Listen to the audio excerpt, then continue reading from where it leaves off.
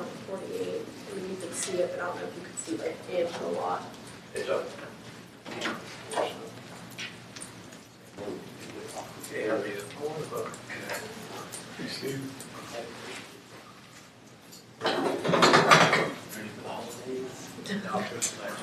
Football cards, football cards. No, that must be the one.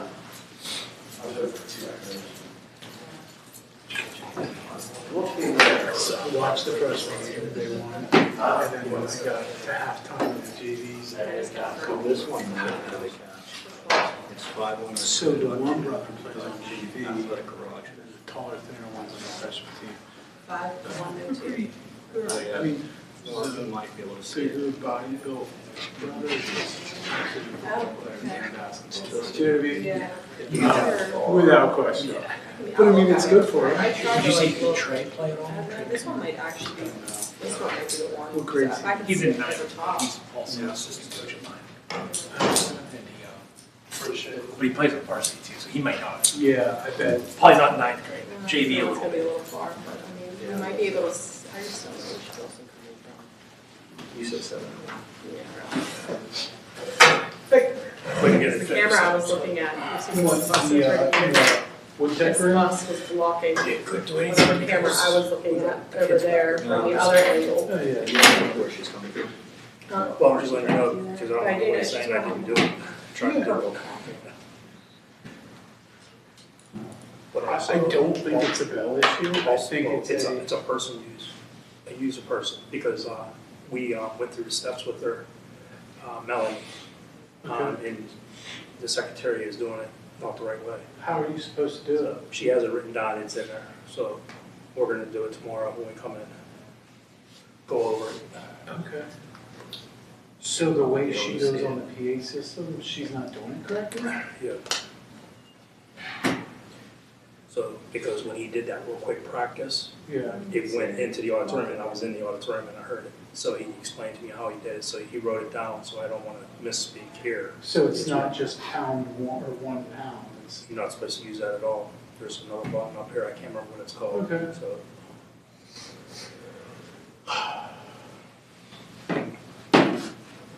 the odd thing about it is, sometimes it works in the auditorium, sometimes it doesn't, and she's always using 1 pound. Do you know what I mean? he said not to use the 1 pound. Okay. And then did he have any recommendations for the woodpecker? Couldn't do anything because I we remember I couldn't saw her go down walking and figure in. anything out because it would have, again, came across and interrupted them guys. So we Oh, couldn't try and- basketball. I Yeah. got That it. would have, TV. Oh, I didn't even think about TV. She's right here. This is- She was bad, Well, no, she's on the other one. She's right there, that's her. So we're like that, I couldn't do All there, I 120. just don't, she must be coming from Yeah. over there. Again, I think we're But I gonna don't see figure out But I think 124 is the problem, the same problem as the auditorium. That's where she's at, yeah. the key pad. Yeah, well, 7, it looks like 7:01:30 is when she's over there. I don't see, and then she comes up with another teacher here. But I don't see any. I try to get the it's over there. Basketball. Last month, when they told us this at that meeting, I texted my secretary. You guys are on your own. Well, no, I texted my secretary, Yeah. who was a teacher down at Pittsburgh. Okay. And I was like, I need the 19th practice changed. Yeah. Next month, she's like, you're way ahead of the game. I was like, if I don't tell you now, so I have practice tomorrow night and Thursday night instead. Will you guys play over the break? Like the grind is that they probably get my 5th grade girls in the scrimmage. Like his wife coaches the 5th grade girls. I'm like, I don't know how I feel about that, to be honest. Yeah. What would the parents do? That's right. I see her coming. She was, It's like a convertible way. So like, we don't have to do game work, make it six, make it a chair, couch, Which is nice. so all she wants to do is climb. And you guys do So, yeah, it's like Togger, so it's like, I think like a sheet. Okay, nice. So we're only gonna go for one night. Okay. So we'll just give her like less pieces. Come back, have one day, maybe something. And then hopefully ideally. They're coming on Friday. Use it more. Yeah. They're gonna do Christmas. We're gonna do Christmas Day there, and We'll see. then, 2 She's days. going Christmas Day slash again. Yeah, we'll wake up in the morning. We have like in our living room. From there. Yeah. So the last 2 years when we've done it on Christmas, Yeah. the other two parks, they were busy. No kidding. Yeah. Okay. But she said it's not as, I know. They only have 22 rooms. Oh, yeah, it's gonna be busy. Yeah. Yeah. But that was at the one. We have So they have three. Okay, still, I didn't gonna be know that was busy. another- Yeah. She said it's not as busy as it is like Because I always thought the they next just 3 went days. after. Okay. Negotiate on the cafeteria. Oh, See, I wouldn't have guessed that. Yeah, I know. Like, see and train. We get up, like, we'll just get up, we'll open a few gifts that we have for them. And go. Like, they don't know it's coming. Nice. So we'll have like a video. That'll take you It's classic, yeah, for it, an that hour and a makes half, noise 2 and hours stuff. at the most. 2 hours. to it? Okay. That's all she wants to do is use it now, climb up on the couch, and she almost came. Her sister's in Georgia To this little fort. on Wednesday. Okay. Climb all over that. Her what? I mean, Fall her over. two kids. Cause she Are any of them similar in age to yours? Yeah. So they'll have a good time. Well, 2 years I'm old. like, oh, then I should have kept the carpet and stuff, like, I'll be They'll be there till Saturday. I know you're on your calendar. That was a surprise. That bear comment. That her mom came to me. That was Where's her mom live? buoy. Which is been, how far is that from where you were to see the show? Uh, So close. yeah. It just feels like it takes longer to get to her house because we have to go. Yeah, this is my first Okay. place, that's why I'm actually, I'm finally switching to the district device full time. Not really great. It's just, I mean, it's weird. It's a big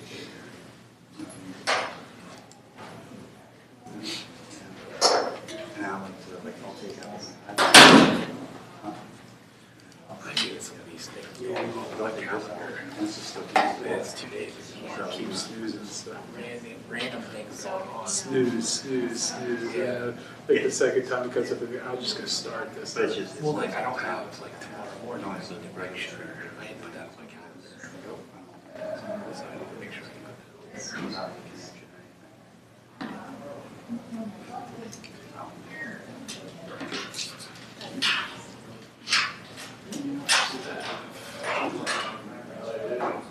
And then on Thursday, we're just gonna do all 4 lunches. Yeah, as much as we can. And then I could bring my tripod too, right? You can just fill up the new on that side. And then that, there's a door Do you string, know what you need to do? and it had like, if you went into the back, like, corner there.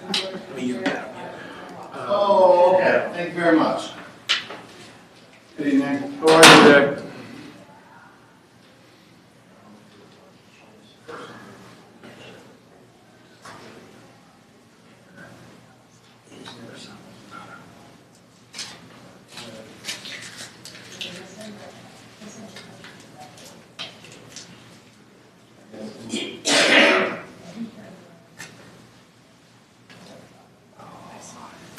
Like a week ago.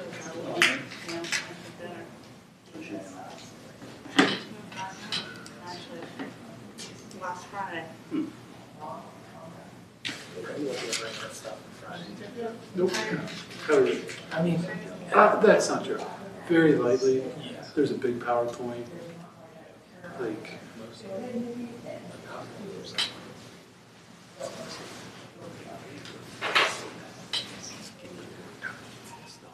and that's kind of where I'm at, but I don't know what Maria's going to do. Because I'm with her. I'm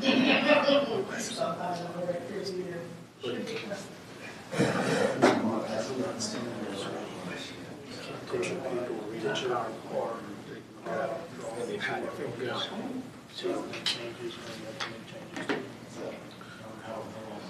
I did have PDs that was 11 days. If lunch, or maybe I didn't. Are you doing anything for Christmas? We're going to Dog Pro, so as soon as I get home, we'll jump in the car and we'll have to. Like a more easier. Oh. You made it. So We can make my daughter comes leaving Thursday, and she's flying because she's in charge of the mother. So, Jane, I just didn't know we had our own software to do it. I know Will Hills had theirs. my son is going with my sister because they're leaving a little bit early. That's why I wanted to take that. So it's just been my. Already already has that, so that's special. How is he? What are they done? I thought your son, I mean, if we can get some software for it. we Oh, yeah, have tomorrow, some- those are last days tomorrow. Yeah. I was gonna say, I remember. Do they get out as early as we do? Yeah, No, I don't know how much something like that would cost. How for a three, like, no. At the end of last year, had a company Yeah. that we could upload it and make changes whenever we wanted. They would build it for you. Just update it. It wasn't crazy expensive. I just can't remember how much it was. Yeah. But I can forward you that information. It came up today because when I was trying to read stuff with the vendor, because I'm coming in and doing square footage, basically classroom, every little closet we have, so I know exactly how much square footage I have. If we have top floors, carpet floors, terrazzo floors, so I'm trying to put all that documentation together. So it'd be real nice if we could get. Yeah, it would be very, very helpful. Yeah, we just finally did it. We'd be out there most of But we could talk to, No, I think we're saying, Friday, what day is it? Sunday? I think we come to you. And my daughter is a Well, not only friend. that, it's just be helpful. All the smoke detectors, we have. this did that specifically. How are you? Good, how are you? That'd be awesome. Yeah. If you shoot me an email, Paul, I Yes. can find the contact and we can revisit that if you want. How, you know, again, I like the idea of us having that.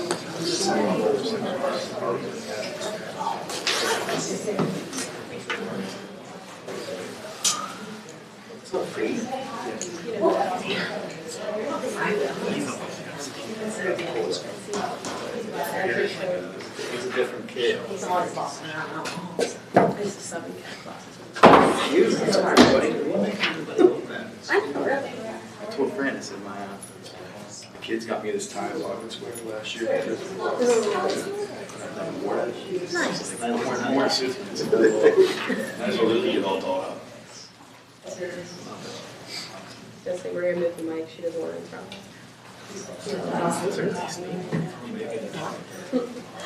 Yeah, you didn't know that. Here, you do the whole thing.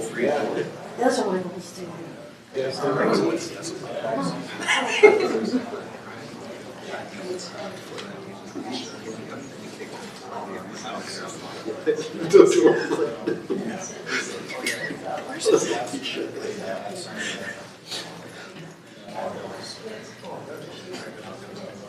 It was a win.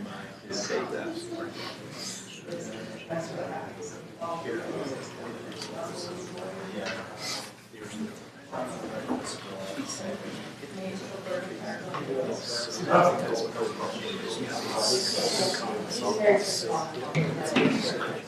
So what was it, you know, when you went out, so, And the house.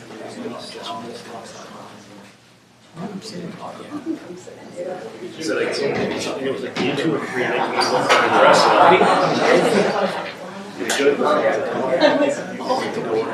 it. And like, public I was this. everything was used. I would just say, So if I love our schools.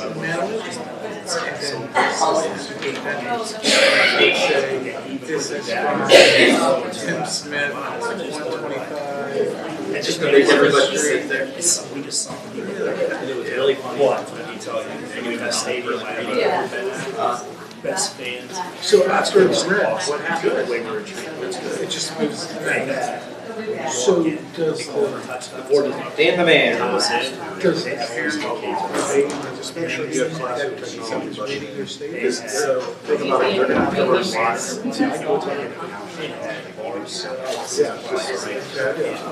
Because I don't think, so was this was just open that evening? It was open. You go online. Right.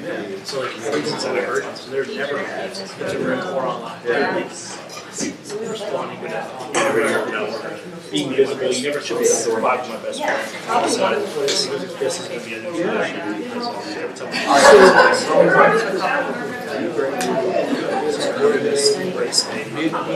Because every Tuesday night, Yeah, we will probably still need them, like, extra because they added one spot. Any of them appointed by the This past year. Yeah. they're all left years. Is interviewed by the board or Right now, so next week we're talking about, May. I think, there's. So May but is DC not gonna do it. No, not at all. Not supposed to, yeah, there's a lot more. There's a lot more. So, Cool, man. we'll have to think about, at least at the end, not right now. This new one that's new now. Yeah. But It's higher. That's okay. Well, I had no idea. We're trying to like, So that line is Very blurry. Very dinosaur scene. They're like this, they're eventually.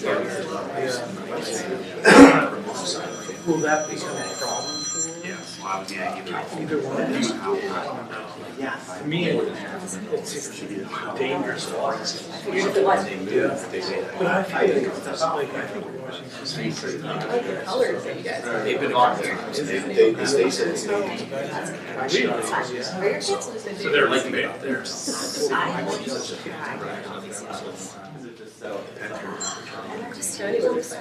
Parsing one thing is super consistent square. We have a lot of names, they're all listed on their desk. Someone called a midget biscuit the other day, so that's not. Me on the reason. If we look at There's it, like a little I don't know, so like one of the- and even so, what's the start going with us? No, not right now. All of us will have friends since we're. But that's one of his notes. Nice when you get together, It's just that happens, I mean, again, because we all got married at the age of 25, and had kids. Sure. Correct.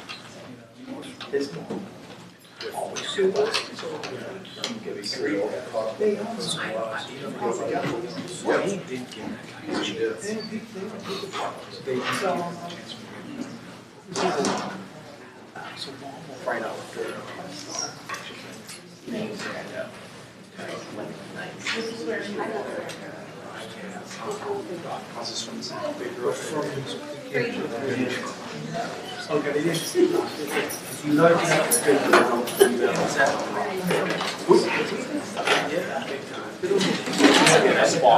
She won't be put some late, so she is put some.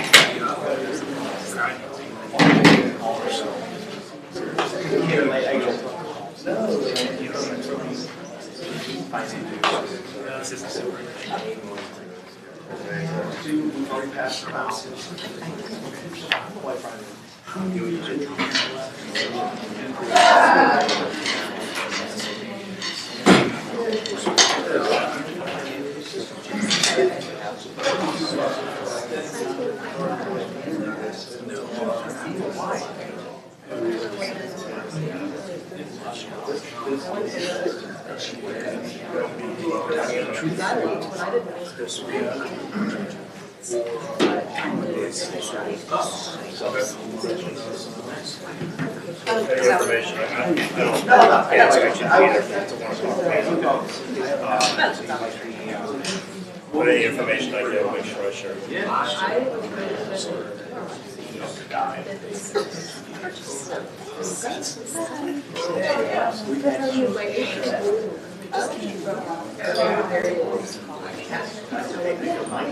Get your bucket. Read them off. I said, and it's ain't chocolate.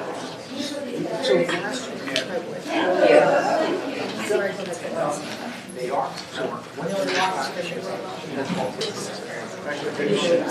Here or here?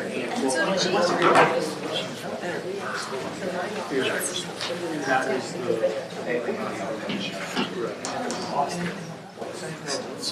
the lost because he lost the charter. Well, no.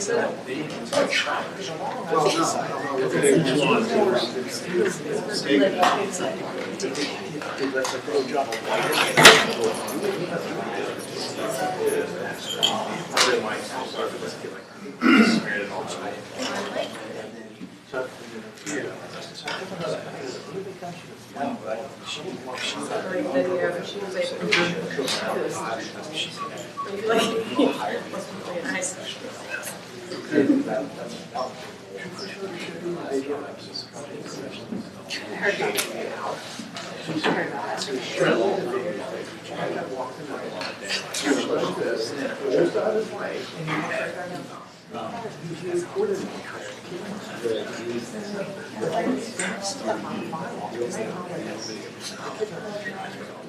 So everything I go, I went to the bathroom.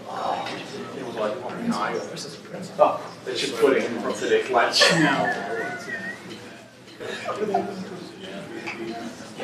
Okay, so it's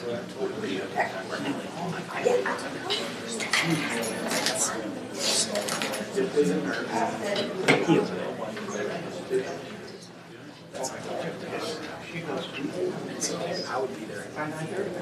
Oh, we've been sending her on average like 8 to 10, and they're all $3. It was crazy. So we actually, it was, And you do great. Oh, I said, I'm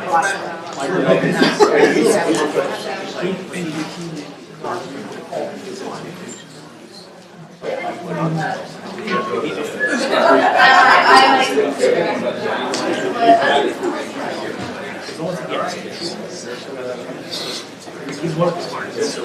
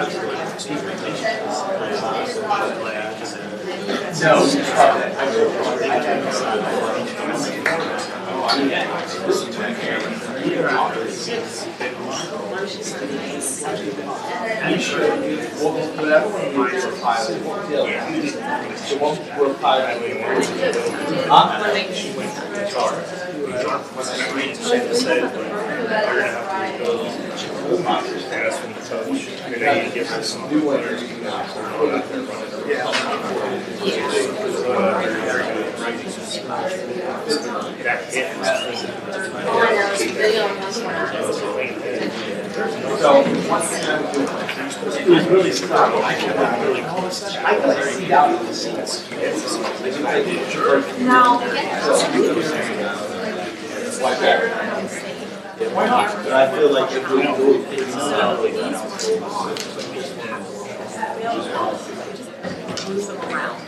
So like, one is just going down, the other one is so they will, so the one that you got, just needs to go towards the back. But it's okay. Over to the top. The top of the seat. So it's right now a little bit left of the seat, just needs to go right over top.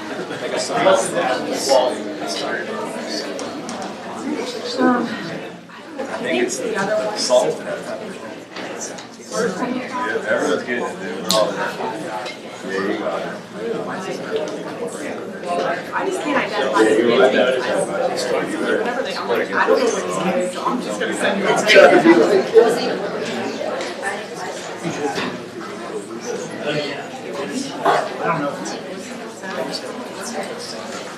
Yeah.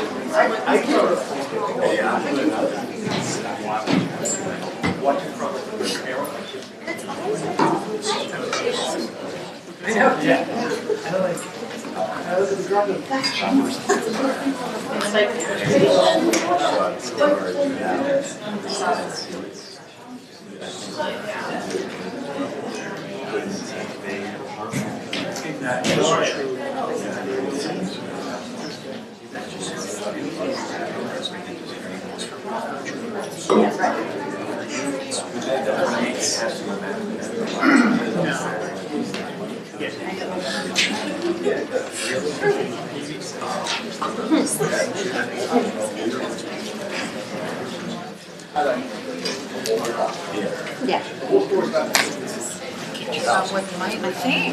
So. You got booted.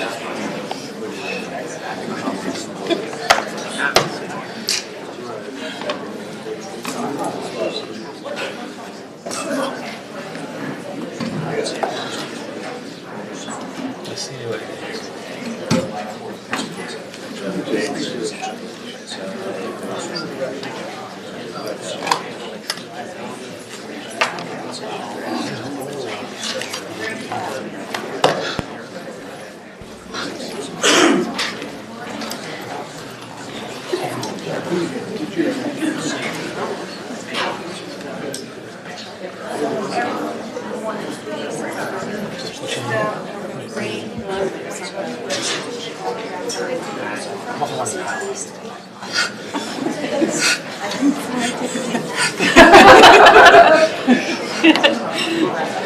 I like the kid a lot, so if you can't tell yet.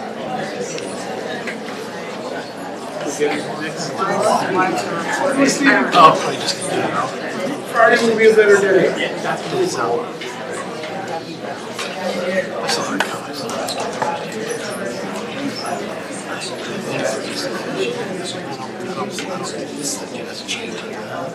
Can we reevaluate later?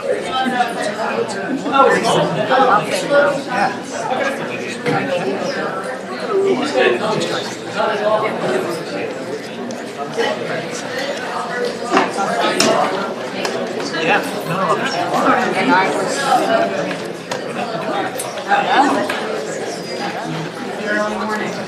I had a really bad time.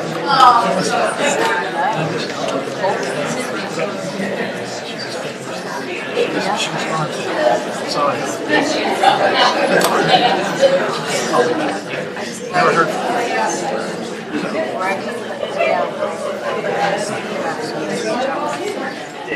I've tried.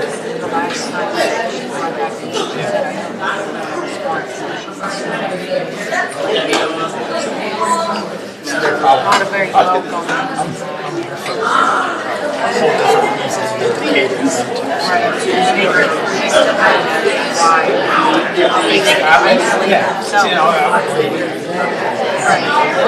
I'm sure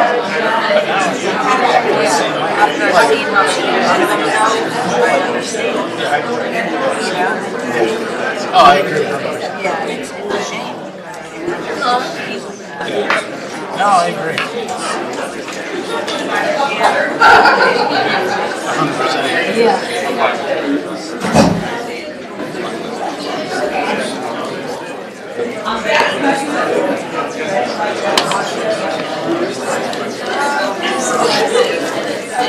You're my new neighbors. What's up?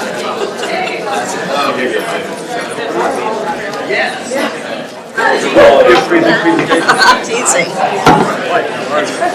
I guess I'm stuck with you for a year. What? I said, I guess I'm stuck with you for a year.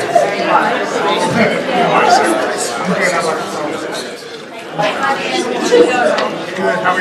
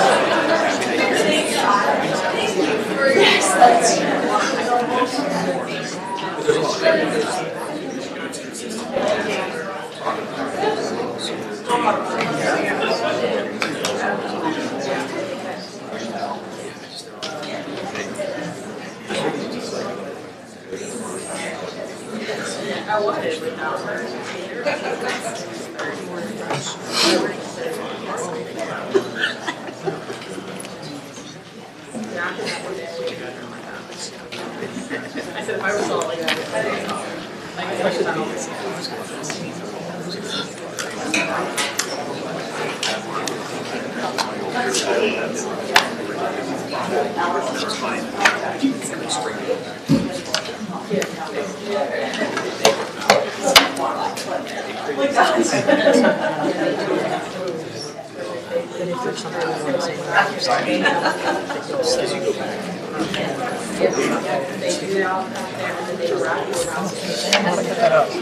So,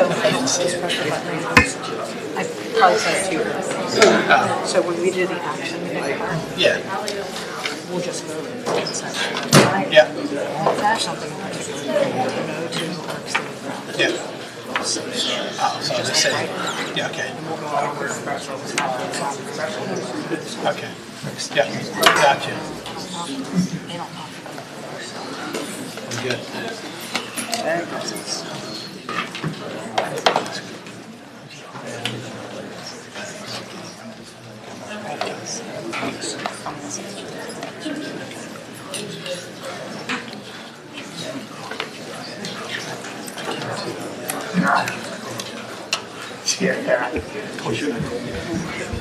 We're good? Sorry, man. Good?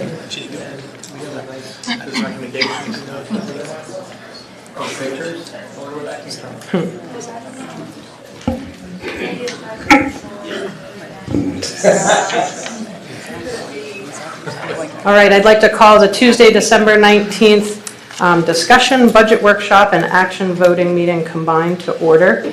If you please rise for the Pledge of Allegiance. Of the United States of America, and to the republic for which it stands, one nation, under God, indivisible, with liberty and justice for all. Ms. Macro, roll call. Mr. Adams. Here. Dr. Anderson. Here.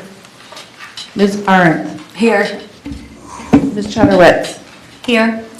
Mr. Caligiuri. Here. Dr. Richardson. Here. Mr. Sokolsky. Here. Mrs. Stepnick. I'm here. Mr. Strauke. Here. And Student Representative Ms. Scullert. Here. I feel way too far over here now. The board met in executive session on December 19th, 2023 to discuss matters of litigation, safety, personnel, and real estate. We have recognitions this evening from our performing arts, football, and cross-country programs. We're excited that you all are here with us this evening. As a courtesy to each of the groups being recognized, we ask that all audience members remain in the meeting during the recognitions. We want each student group to have a special moment of recognition free from the distraction of others socializing or making their way to the exit. Once the recognition portion of the meeting has concluded, we'll pause for families to exit. For seniors being recognized this evening, you're on the hook. We'd like for you to share about your future academic, extracurricular, or professional plans following graduation. Coaches, please don't let them slip away when they're up here. And lastly, we'll pause after each group's recognition to allow for pictures at the suggestion of our student representative. We now have the backdrop banner available to use for pictures. Ms. Macro, all yours.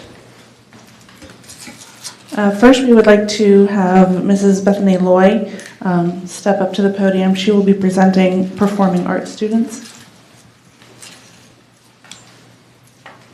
Hello, everyone. Ooh, that's a live mic. Hello, everyone. My name is Bethany Loy, and I'm just going to call all the students up, and then I will talk about each one of their accomplishments most recently. So come on up. Briley Hendry, Naomi Casey, Dawson's not here, AJ, Ethan are not here, Madeline, and Julius Mendenhall.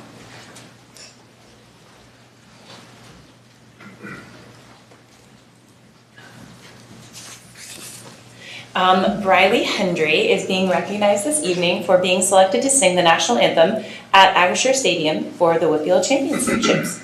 Congratulations, Briley. Here you go.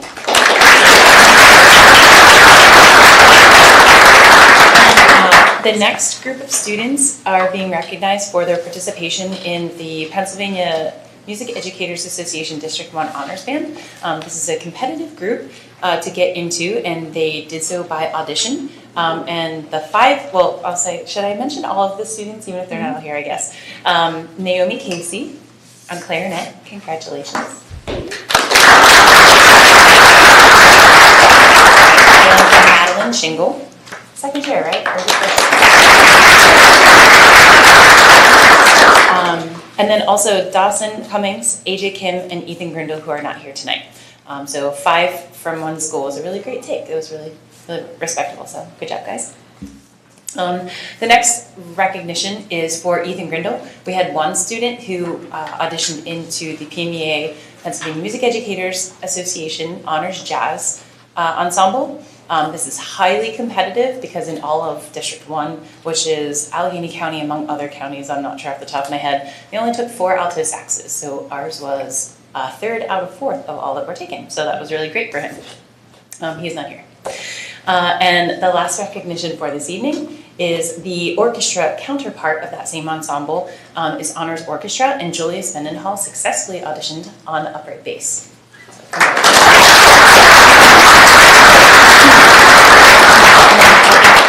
Our seniors. I think I'm not allowed to let you down before that you talk about your future plans, so Briley, right? Okay, so I am currently in the process of auditioning to a bunch of musical theater schools, because that's what I would love to do in college. Yeah, I mean, it's a whole process.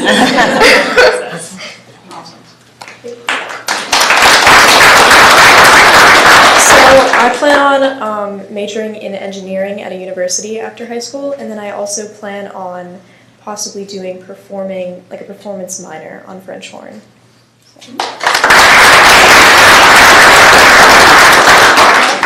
Thank you guys. And if you wanted to, if your parents would like to take pictures, if you want to step over and hold the other your phone. Come on back, picture time.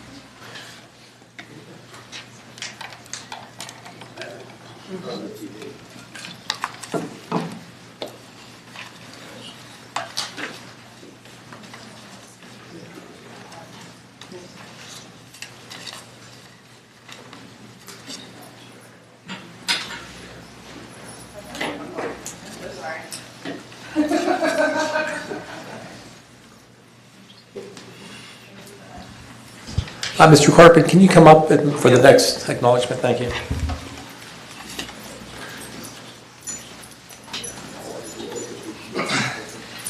Thank you and good evening. As we continue and conclude the fall sports recognitions for our student athletes, there's 2 more teams that we would like to recognize the individual accomplishments for football and cross country. First for cross country, we had a kid qualify for the states, and to recognize him, I'm going to call up the head coach, Stephanie Kennedy.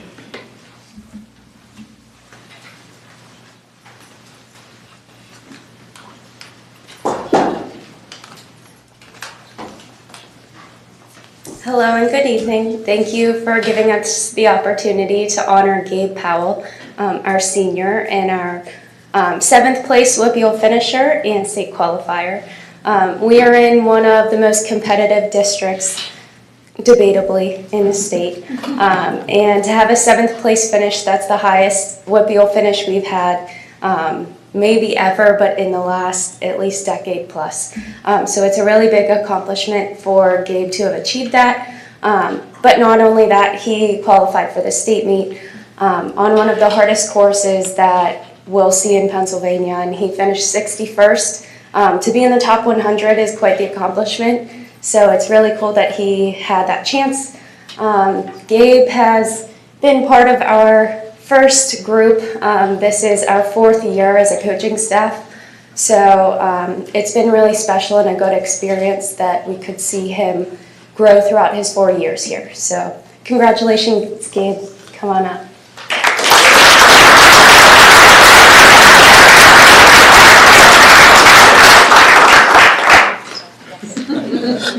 I wasn't really expecting this.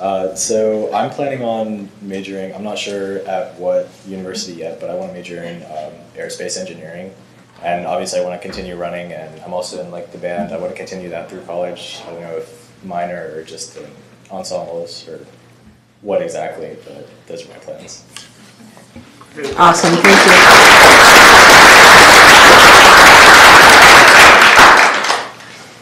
All right. Next, we had 6 football players make first team all conference, and to talk a little bit about them and recognize them, and call up head coach Matt Morgan.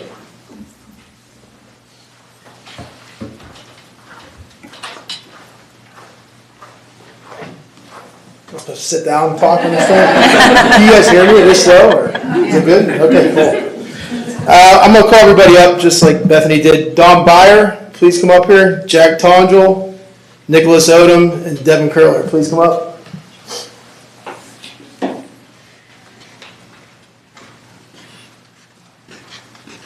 First, Don Byer was the heart and soul of our football team this past year. You know, guys like my size chasing a guy like that, and he just amazed me every single time he was out in that field, the way he can avoid blockers and make plays and lead our team. And I thought Don did a heck of a job this year. He was first team all-conference linebacker, and he was real special for us this year. Second, Jack Tondrel. Jack, he came a long way from, was it your freshman year you hurt your neck? Mm-hmm. And he played a lot of football for us in the last 3 years. Had a really good year last year, and he mimicked it again this year, and he stood out and got a first-team honors as a linebacker as well. Nicholas Odom, Nick, special running back for us. We had a real good one last year, and Eric Moore set the record for us. And Nick's did a heck of a job filling those shoes and excelling in those shoes. So I expect big things out of Nick next year. First-team all-conference running back in a really crowded backfield in the Big East too. So Devin Curler, another one, came in as basically a sophomore starter, right? Sophomore year.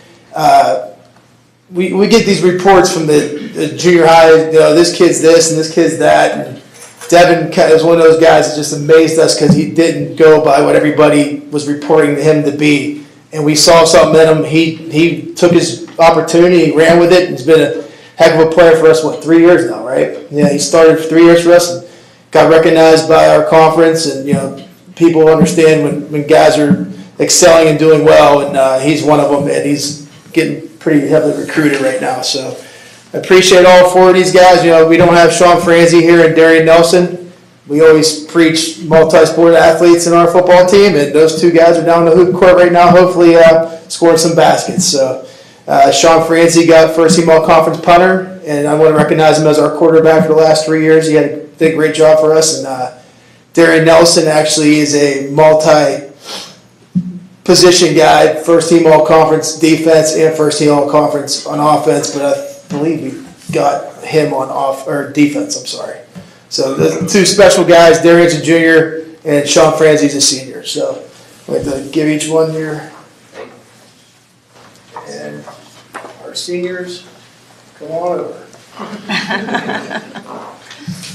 I planned on attending Pitt to study civil engineering. I'll be going to the University of Pittsburgh, and I'll be wrestling there too. I'm undecided, but I plan on going 4 years of engineering and hopefully playing football, possibly.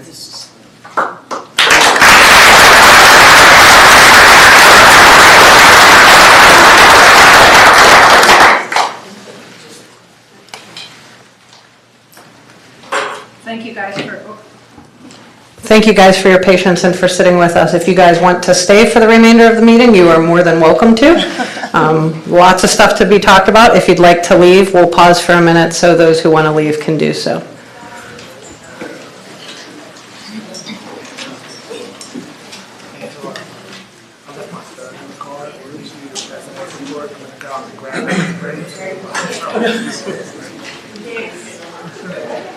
Hear that, Dr. Walsh? All there. pick tonight. The good part.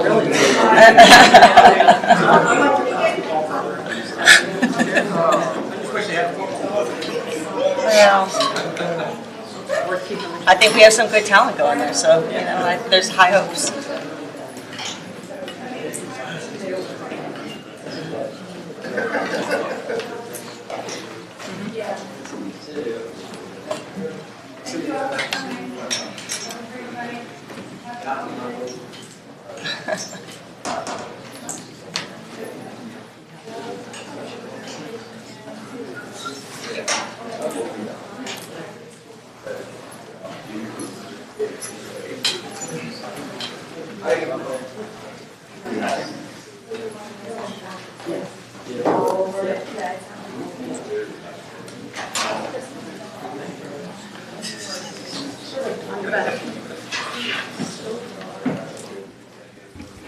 Ms. Macro, do you want to move on to citizens' comments? Are you ready? Ms. Macro is her own multi-sport athlete.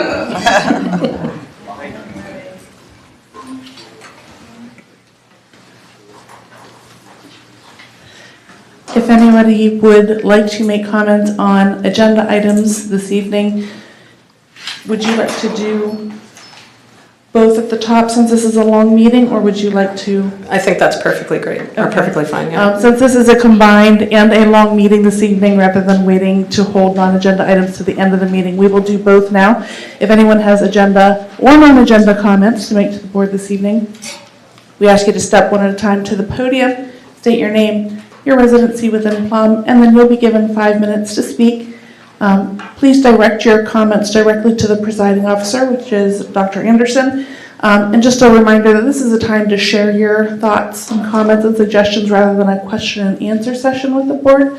Whenever you're finished, we just ask that you step to the end of the table and place your name on the page so that I spell it correctly in the minutes. And I will have a 5-minute timer on the board so you're able to monitor your time. Is there anybody that would like to speak at this time? No? Dr. Anderson, back to you. Awesome. Okay, on to the President's report. In light of the lengthy meeting before us, I will try and be brief in my report this month. I know that Dr. Walsh is planning to share many highlights of our schools, staff, and students, showing the generosity that Christmas season brings out in our community. I would be remiss if I didn't share about an exciting opportunity that our athletic department is pleased to announce. Thanks to the work of many, including our athletic director, Mr. Carpin, and high school principal, Mr. Bachman, we're hoping to add a girls' flag football program this spring. The Pittsburgh Steelers support girls with a passion for flag football by giving them space to learn about the game and even play in their girls' flag football league each spring. We believe that this may eventually become a sanctioned sport within the PIAA and are excited to bring this to Plum Senior High School through a $3,000 grant from the Steelers. I would say, as a side note to that, just to recognize that at our Powder Puff football game this year, we had over 1,000 spectators, so it's definitely something people are interested in. I would also like to highlight the new organization of the board as we head into 2024. As I mentioned in our reorg meeting, Mr. Adams and I are grateful for the opportunity to serve in the board leadership positions of president and vice president, and thank you again for that. Along with new leadership, we have adjusted seating arrangements, as you can see, committees, and the lead board liaisons for those committees. As has occurred in the recent past, the board will continue to function as a committee of the whole. Tonight, we will discuss and vote on the school board calendar, which will reflect this organization. Each month, there will be a discussion meeting that contains all committees and an action meeting. Sometimes these are combined on one night, and other times they occur on 2 separate Tuesdays in the month. Because we are functioning as a committee of the whole, we have assigned lead board liaisons to serve as a point of contact for the board to the district admin and vice versa. The use of lead board liaisons helps promote efficiency and organization as we conduct board business month to month. Last week, these lead board liaison positions were shared with the entire board via email. This allowed the lead board liaisons to speak with their admin point of contact ahead of tonight's combined discussion, budget workshop, and action meeting. I want to personally thank each board member serving as a lead board liaison for graciously accepting the additional responsibility that these positions entail. Each month, the lead board liaison will manage that portion of the agenda, and during action meetings have the opportunity to give a report to the board. These reports are not required and should only contain pertinent information related to the Lead Board Liaisons Committee. Under the policy section this evening, we will put in place the new committee organization for this year. They are reflected in the new agenda as well. For the public's knowledge, Mr. Stropke has deep professional experience in the area of finance and has graciously accepted the request to serve as the finance liaison. Ms. Arendt will serve as the liaison for Forbes Road CTC. Her professional background has given her a heart for the mission and vision of Forbes Road, and she is excited to serve in this capacity. Intergovernmental will have co-liaisons in Mr. Caligiuri and Mr. Stropke. Mrs. Stepnick has continued to do an outstanding job representing Plum in advocacy forums and also providing us with accurate federal, state, and local information. She will continue to serve as the legislative liaison. Mr. Caligiuri has both professional and board experience in the area of personnel and will be taking on the additional responsibility of the personnel liaison this year. Ms. Arendt's professional experience lends itself to the meaningful intersection of written policy and application of such, and she has graciously accepted the request to serve as liaison for this committee. Also important to note, and I totally recognize this is not brief, we have adjusted a few committees, and this is important, I think, for everybody to understand where we are here. We have combined the former committees of facilities and operations with safety to make one committee entitled Operations. Mr. Adams will serve as the liaison for operations. The Academic and Achievement Committee used to cover student services content. It no longer will. I will continue to serve as the liaison for academic achievement and activities. However, we have created a new committee entitled Student Services that will include pupil services and other items directly related to providing services to our students. Mrs. Stepnick will be the liaison for this committee. We have also combined the former committees of Community Engagement, Outreach and Development, and Equity and Inclusion together to make one new committee entitled Community Engagement, Inclusion, and Development. Dr. Richardson has graciously offered to serve as a liaison for this newly combined committee.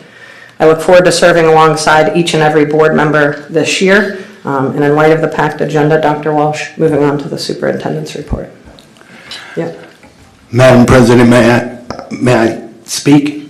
Not at this time. Okay. Thank you, Dr. Anderson. With this time of year, going into the holiday season, there's just one word that really came to mind when I was thinking of my report, and this is gratitude. There's not a day that goes by that I'm not grateful for the opportunity to serve this community.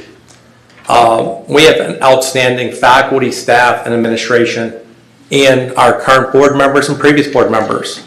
I think sometimes people forget that you volunteer your time and your talent to make this community and our school district better, and I just wanted to say thank you. Plum is a wonderful community, and it's also a resilient community. We experienced many challenges this year, but through it, I believe that in the middle of adversity lies opportunity, and it was an opportunity for us to support each other, not only at the beginning of the school year, but throughout the school year. And it's seen in many different forms. For instance, on the agenda tonight, every month we have grants and donations. Since July 1st of this year, $56,302.98 is our grants that our teachers, our administrators have written to bring additional supports in for our students. And I'm grateful for that.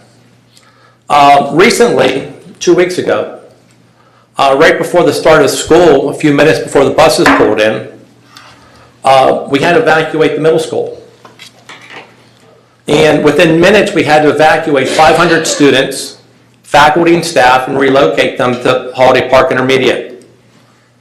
I'm grateful to our Borough Police and our Fire Department, specifically Jim Sims, the Borough Safety Coordinator.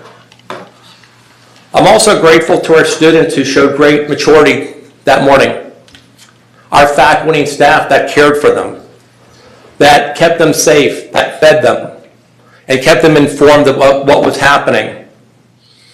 And our school police, specifically Chief Hanna, who was at the command center in keeping everybody up to speed in regards to what was happening. I'm grateful for that.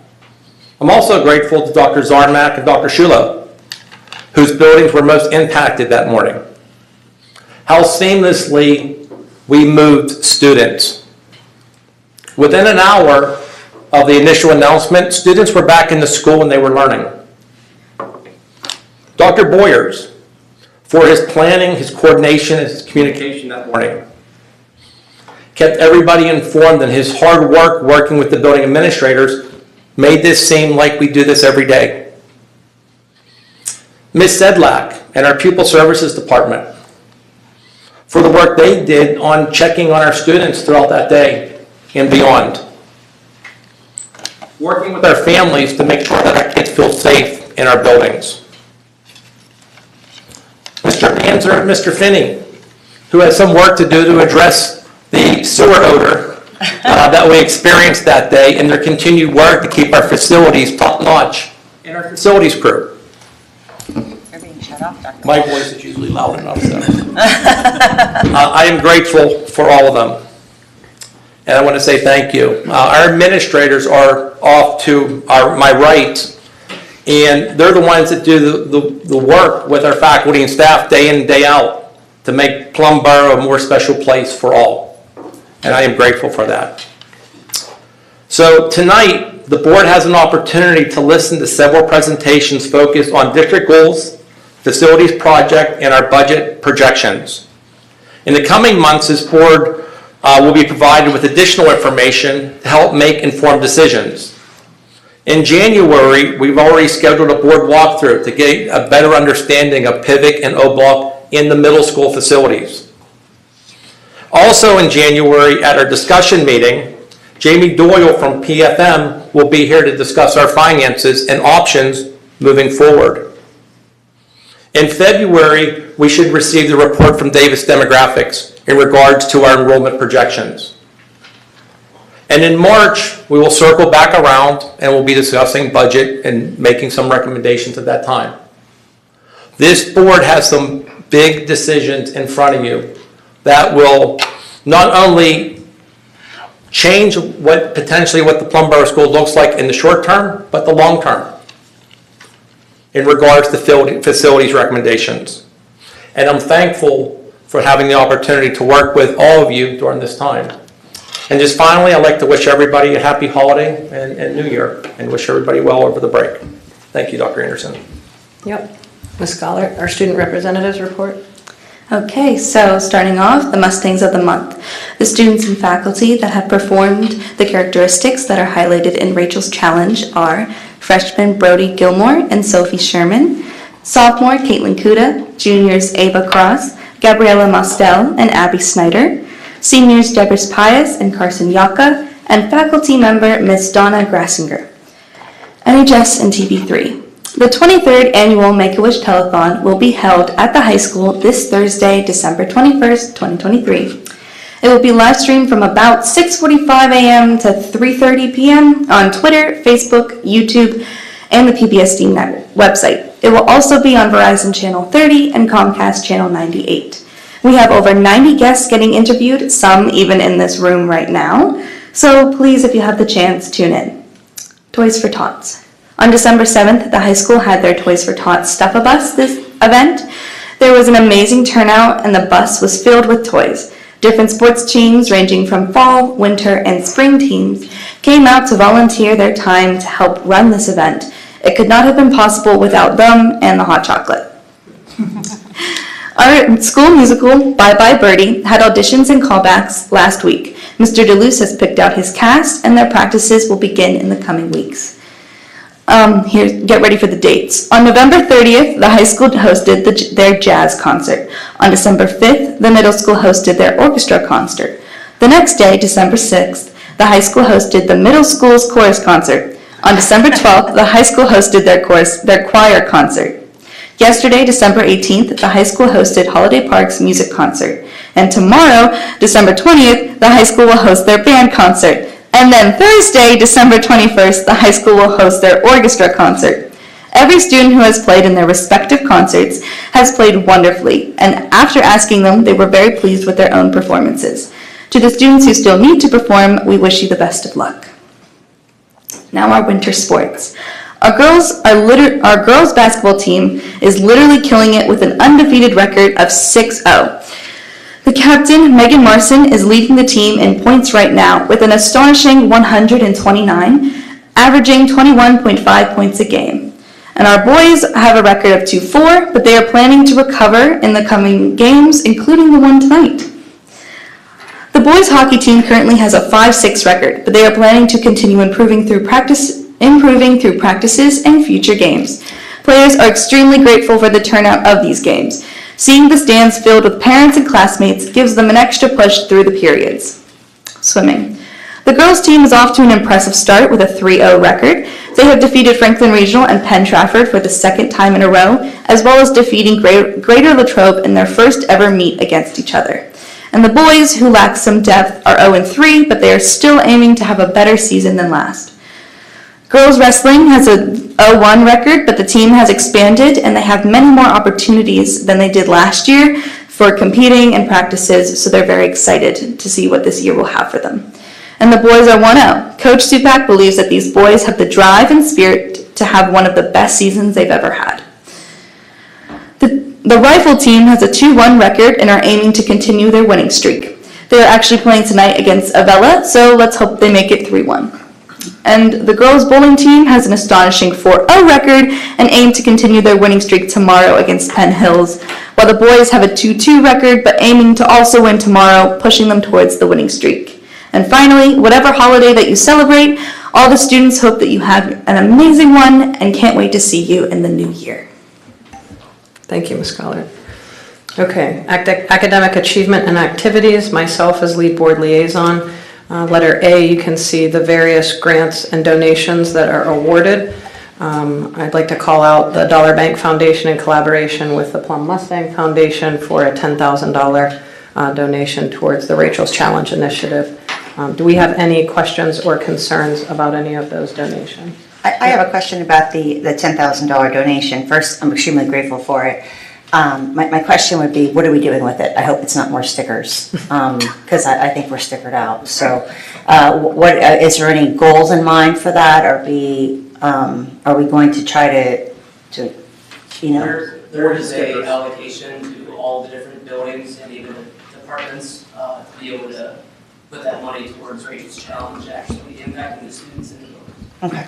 An example is the Mustang of the Month, our breakfast. Some of that money is used for that. So it's going directly to support Rachel's Challenge and initiatives at the buildings and departments, like Mr. Manzer said. Okay, very cool. Thank you. Anything else? Do we have 5 to move those forward? Awesome, thank you. Okay, letter B, the annual renewal of Presley Ridge Services Agreement for 23-24. Ms. Sedlak, anything notable? Annual. Any questions or concerns? Do we have 5 to move it forward? Awesome. Letter C, the varsity competitive cheer team is requesting to attend the overnight national cheerleading competition February 9th through the 13th at no cost to the district in Orlando, Florida. Anything to add to that, Ms. Sedlak? This is an annual that they can perform quite well. Any questions or concerns? I think more than anything, just a good luck. Yes. Absolutely. Do we have 5 to move it forward? Okay. We discussed in executive session, student B voluntary and formal disposition actions. Do we have 5 to move that forward? Thank you. And letter E, I know, Dr. Walsh, this is a new School Superintendents Association National Conference that you're going to be going to. I was at the intermediate unit this morning and I asked the question of how many superintendents are attending this in the AIU. Practically everybody. This is an opportunity for professional development for superintendents. We will be exposed to best practices and the best in the business in regards to speakers and initiatives. This ties with what I've been saying all along in regards to engagement and getting Plum Borough involved at the local, state, and the national level. My hope is to bring back valuable information for my own personal benefit that will move this district forward, but also to look at grant opportunities at the national level to bring back to the district. In my conversations, this is going to open the door for me to do that. So. And I appreciate you polled other districts asking which ones were the best and where to go and what to do, and this is, I think, where you landed on what was the best use of our funds. So any questions or concerns with that? I think No, I'm happy to support it. I think, we always say we're no longer educating in a box. We're no longer educating in a region. You're educating at a national level and a global level. So you have to be a part of those conversations. Absolutely. So I thank you for going. Do we have 5 to move it forward? Thank you. And then letter F for Mr. Carpin, our athletic director, to attend the annual PSA Posada Conference March 19th through the 22nd in Hershey. That will be at a $1,300 cost to the district. Again, annual conference, same kind of idea. I think I'd echo what Ms. Sedlak is saying on the state level. Any questions or concerns? Do we have 5 to move it forward? Thank you. And I think what we've all been waiting for, the balanced scorecard. The annual balanced scorecard. Let me begin by saying that I think everybody's aware that the balanced scorecard is the annual review of our established goals, specifically looking at our key performance indicators. Dr. Boyers, Mr. Manzer, and Ms. Sedlak will present this evening, but the day-to-day work is done by our faculty, staff, and our administrators who are seated to my right that drive our goal of continuous improvement throughout the organization. Dr. Boyers will specifically talk about keeping our school safe and increasing levels of student achievement and academic rigor. Mr. Manzer will focus on maximizing fiscal responsibility and satisfying our customers and community. And Ms. Sedlak will discuss cultivating a first-rate workforce and measuring against the best. Just a few thoughts as we were going through this process and gathering the data.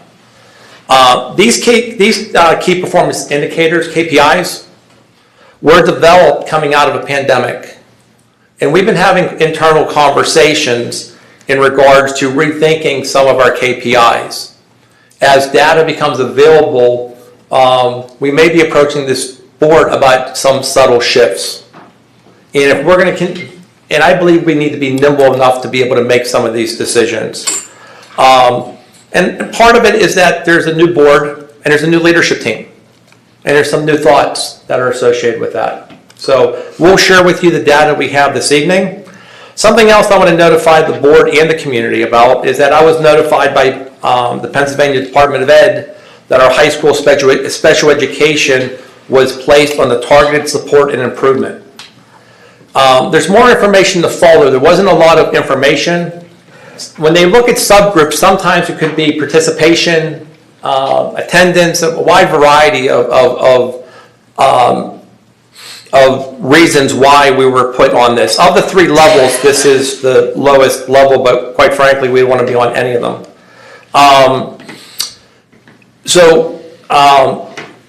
Just in regards to that, we added additional support at the high school to the special ed department this year.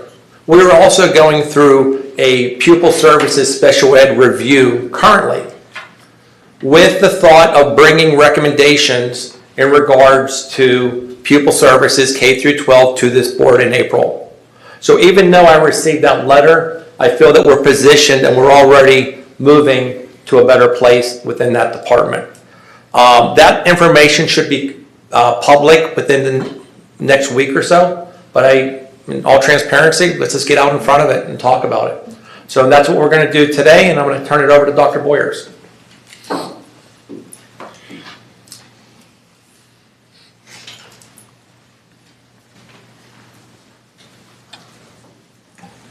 Thank you, Dr. Walsh. First and foremost, before I get started here, we have some celebrations and we have some opportunities that lie ahead, and we want to acknowledge those pieces. Dr. Walsh talked about being grateful, and just for a minute here, I'd like to extend my gratefulness to this group right here. A lot of what we do is aligned to the administrative work and a lot of our teachers and faculty who can't be here, so it's all tied directly to that. So goal one is our primary goal of keeping our schools safe. It's developed the 5 key performance indicators. Looking at our first performance indicator, we're starting to poll our students to see if they strongly agree or agree that we have drills and procedures in place. It's an opportunity to pulse check our students, and you can see that we fell just short of our benchmark. I think it's important to note, though, when you look at a different subset of data in comparison to how our parents are reporting, Our parents report that 96% agree or strongly agree. So again, we have to acknowledge the data that we're collecting, but also look in the periphery to see what other data may be there to compare it to. As we look to goal 2, and we talk about that a trusted adult is a very important element of the school, and making sure our students feel safe and comfortable and where they can go and going to someone when they're in a time of need. And you can see there that we're just shy of that goal, off by 0.02. Yes, we could easily round up, but numbers are important and data is important, and so we want to acknowledge and benchmark where we are. With goal 3 specifically, we're looking at how we're preparing students for crises and how they agree for that, and that's going to be something that's going to be emerging. We're developing a staff survey that will start to collect that data, so that'll be forthcoming as we benchmark for continuous years. For indicator 1.4, also developing, is a space that we're looking at a behavioral screener and what that may do to support our students and understand their needs. So that's developing, and that'll be forthcoming as a recommendation to this board in the future. And then lastly, indicator 1.5, looking at students, the percentage of students who strongly agree or disagree that the school services and resources are available to them. And so again, we fell just short of that goal. Again, these are our benchmark data points, and these are internal indicators that we've established. Any questions with goal 1? I'd like to thank Chief Hanna for his leadership with goal 1. Thank you very much, Chief. Moving on to goal 2. Goal 2 is comprised of 6 key performance indicators. Indicator 2.1 looks at our achievement overall, and so Ms. Macro, if you please, could you click on the link? We've broken out all of our data relative to student performance and achievement by building and benchmarked it accordingly. And so you can see that each building principal and administrative team has had the opportunity to look at their data at a building level, and figure out where they want to go in an effort to meet those statewide projected goals. And so you can see on the table here each of those recognized goals and then our overall performance in those respective spaces.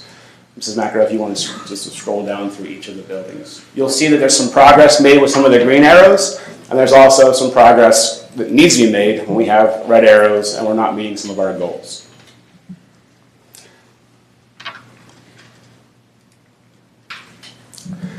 Indicator 2.2 looks at, when we talk about the whole child, we talk about both achievement and growth. And so 2.2 looks at our student growth as they come into a respective grade. Are we closing those gaps, and are our students making that adequate progress respective to their peers across the Commonwealth? Mrs. Macro, if you could please click on that link as well. So similar to 2.1, each building has looked at their data, established those baselines, and set that accordingly. Looking at the projected indicators for what the state has deemed the appropriate achievement, and then you can see our progress is reported through each building for the respective assessments. I have some questions. Oh, I'm sorry. What are we doing to improve those scores? Great question. I have great concern. It's a great where question. we fell at the secondary on a couple of subjects. Yeah, so a couple key things that we're doing. I think first and foremost is to acknowledge, one, that these scores, and I want to answer your question, but I want to throw this out here as well. These scores represent the opt-outs that we have occurring within the school district. And I know that it's important that we have choice, and parents have opportunities to make those decisions, but I think it's important to publicly note that the federal government has not waived their threshold of 95% participation. As soon as we fall below that 95% threshold with opt-outs, that student is deemed below basic prior to even sitting for the assessment. Our middle school, respectively, started at a below basic due to opt-outs alone within the 5 to 10% range. And so when we look at those scores, we have to recognize that that's important to note as part of those data points. Similarly, the high school was in a very similar space with almost 10 to 20% sometimes immediately receiving a below basic due to the opt-outs that we received. We had 141 opt-outs last year, and again, we want to respect that choice, but we also have to report and understand that data as well. So I want to make sure I made that point before we dive into that. So what are we doing? So we've done a couple of different things already. One is, first, we're looking at this data and understanding what this data means. One is, this is a snapshot of 1, 2, or 3 days within a student's educational journey. We're comparing this data to our CDT data. Our CDT is a local data component. It goes through the same process relative to the PSSAs and Keystones. Actually, there's 23 vetting process steps for the PSA and the Keystone, and there's 22 out of the 23 for the CDT. So we're looking at localized data. We're spending some time within our teams and our PLC groups drilling down into that data, looking at where those opportunities exist, and identifying those opportunities relative to the standards that we potentially are missing. The next piece is a dive back into our written curriculum. We started a written curriculum process prior to the pandemic. The pandemic hit, and it kind of took that proverbial virtual shelf, if you will. We spent time realigning and looking at that, going through each of the buildings, assessing the standards, assessing the eligible content, and ensuring that those components of what we say we're going to do are actually occurring in the classroom. As an administrative team, we spent time analyzing classroom data, looking at our overall evaluations for our teaching professionals, and understanding where opportunities exist. When you look at the Danielson framework, it's made up of 4 domains. Domain 3 is that on-stage instructional component. And so as an administrative team, looking at our evaluations and looking at kind of where we need to go, we're focusing on good questioning techniques to allow for critical thinking in the classroom. Second is the assessments, making sure our assessments are aligned and of rigor. So when students do sit for the first time in the spring for their assessments, they're not puzzled by the questions that they're asked, and making sure that we're mirroring, not teaching to the test, but mirroring the assessment questions that are being utilized and that level of rigor that's being asked to deduce what the question is coming about. And that other piece is that student engagement. We really want to ensure that our students are not passive participants in the learning process, and they're not playing the game of school. And so again, assessing that as learners are engaged, as we're going into classrooms, we're asking students about their experience, what are they learning, how do they know they're learning it, and more importantly, is that transferability, what are they going to do with it? And so those are questions that we're asking, and those are targeted spaces that we're looking for currently in our quick infancy of this data just coming out relatively late October. Can I ask one question? CDTs compared to the test scores. Are we seeing a large difference between them? We are seeing a difference. The main difference of the main shift in the difference really is that the CDT is a multiple choice assessment only. It does not contain any open-ended responses, and so our local data does suggest our students are achieving and growing, whereas in the Keystone and the PSSA have the TDAs and the open-ended responses, where some of our students aren't faring so well. And so we see that as an opportunity to continue to explore and really put some supports in the area, and maybe even a district initiative towards a focus on writing. Yep, absolutely. Thanks. Sorry, I have more. I told you I had questions, Dr. Walsh. Sorry. Listen, I'm not a fan of the PSSA or the Keystone. I'm not a fan. But that is, we're used to measure, so that's where we are. But with that said, and you say the open-ended questions, are we seeing a difference? And maybe this is something you don't know, and I'd ask that we maybe find out. Everything is on one of these little things now, right? Pre-pandemic, not necessarily. We've also rolled out new math curriculum, new ELA curriculum, and unfortunately, my son was part of that group of new ELA curriculum, and the teachers kind of not struggling, but trying to adapt to a new curriculum, and you're still kind of, some kids are in school, some kids are out of school, and we're moving that along, and are we seeing a drop in that since we've gone all digital and, not a lot of textbooks and the new curriculum? I mean, is there some way of saying, okay, let's slow down, do we have to buy more resources? Is there anything different we have to do to provide to our kids? Because again, this is newer, right? It's new. So are we seeing any differential pre-pandemic to now and going all digital? There's always a curve anytime you implement a new resource in supporting curriculum. You're always going to see that draw point research would support that. So we are seeing a little dip here and there.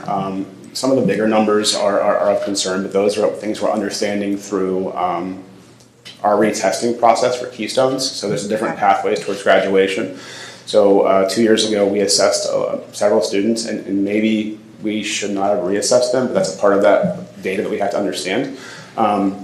Interestingly enough, Ms. Sedlak and I participated in the AIU Curriculum Coordinators meeting this morning, and they polled about districts that are online for tests.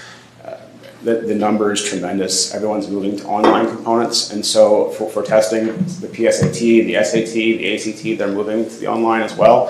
And so as we prepare students for that process, it's our duty and diligence to engage them in that space. I think one of the opportunities that emerges that we still need to work through is that transferability. So we teach students how to dissect problems and to mark up problems and to annotate. It's really about that transition of that annotation into the online platform that I currently see a gap that we need to work through. We've had some of that dialogue within our PLCs. We have some teachers that are doing it tremendously and realizing that you have to have a physical transition and teach kids that process of, hey guys, we talked about it, now let's stop and transfer. Let's get back to work, stop and transfer. And so again, as we start to have students exposed to that procedure, I feel strongly that our numbers will increase and they'll be reflective of our students' efforts. But we are seeing a drastic movement across the Commonwealth of Pennsylvania to online testing. And so we've embraced this a couple years ago. The pandemic hit, we've learned a few things, and now we're back in full time, and this board needs to hold us accountable to attain those scores and that growth. I want to add just a piece. We talk about that J curve when you have a new initiative. There's a little bit dip and then you should recover. 5 years ago, across the board, the resources we had were not aligned to the PA core. So the materials that kids were using day to day were not aligned to how they were being assessed. And this board and the administration made some fairly aggressive recommendations.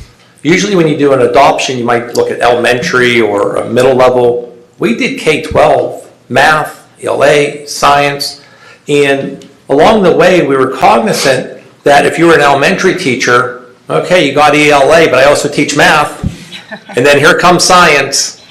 So we did weave in the fine arts, and we did have those pauses, and going to looking at our curriculum cycle this year, focusing on television production and continue where the spaces where the fine arts perform, and our pupil services, we did want to take a tactical pause because of what you're saying and allow our teachers that gift of time to really immerse themselves in these resources that the district has purchased.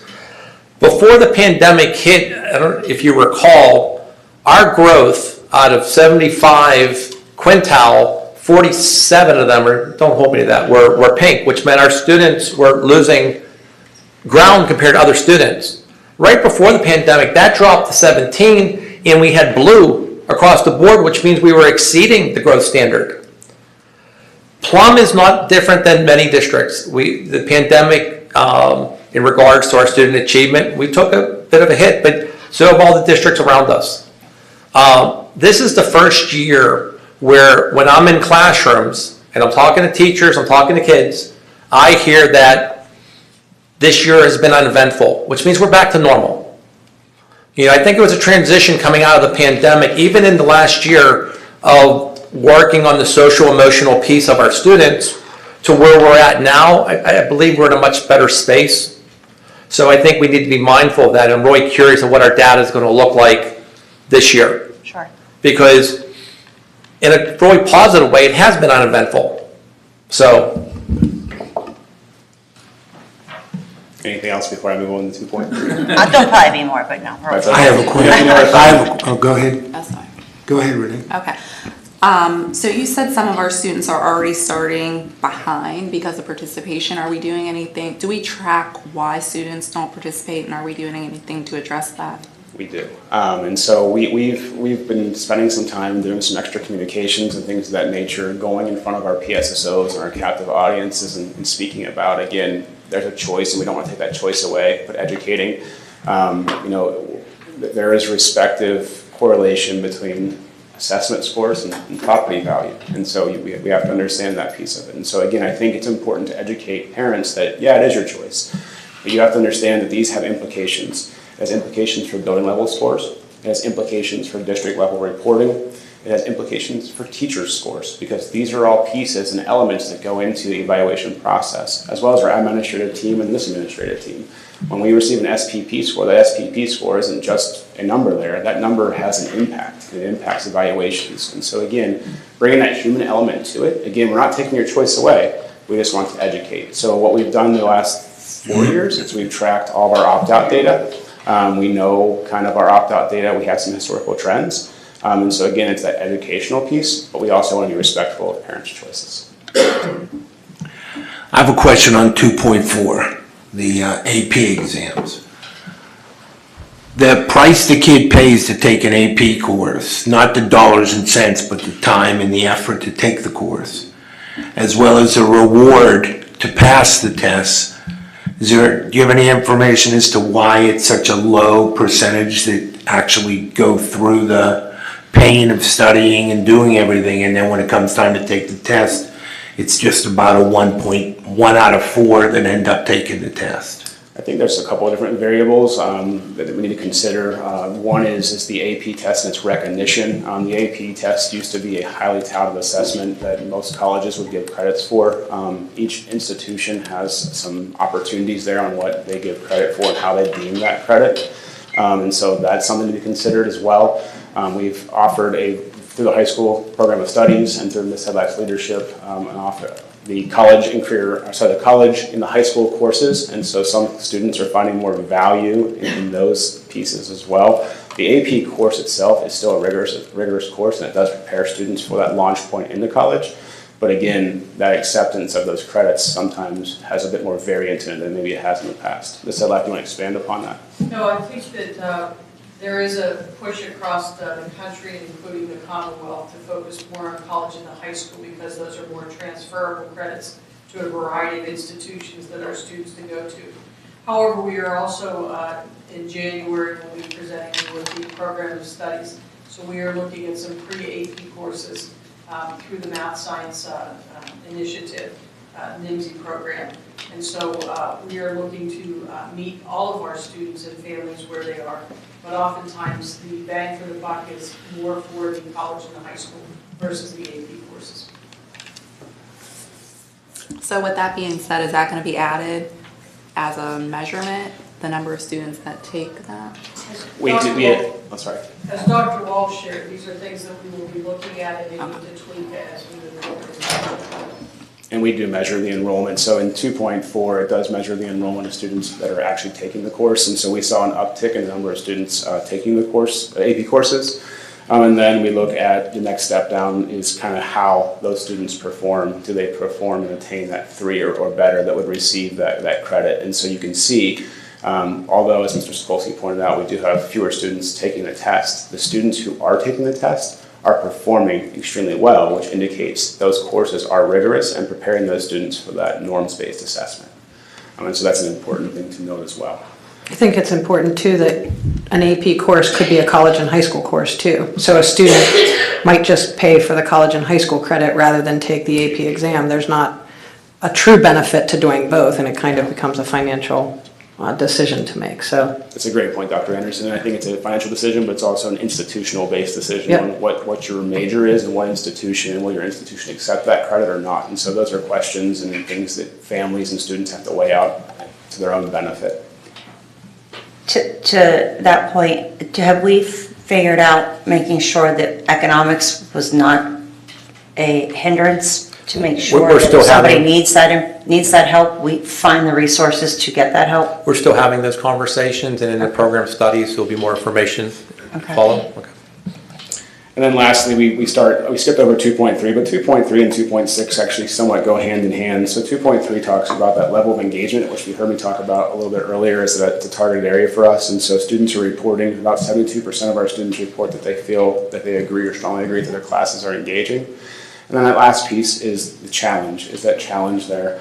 And again, here we met our goal with roughly 86% of our students reporting that they agree and strongly agree, as well as our parents. That include the parent average as well. They agree or strongly agree that our courses are at that challenging mark. And so again, we have some discrepancies in our data and how they're collected, and we want to acknowledge that, but these are local measures, and we want to benchmark in front of this board of where we are. other questions before I transition to the highlight reel? Thank you for your time.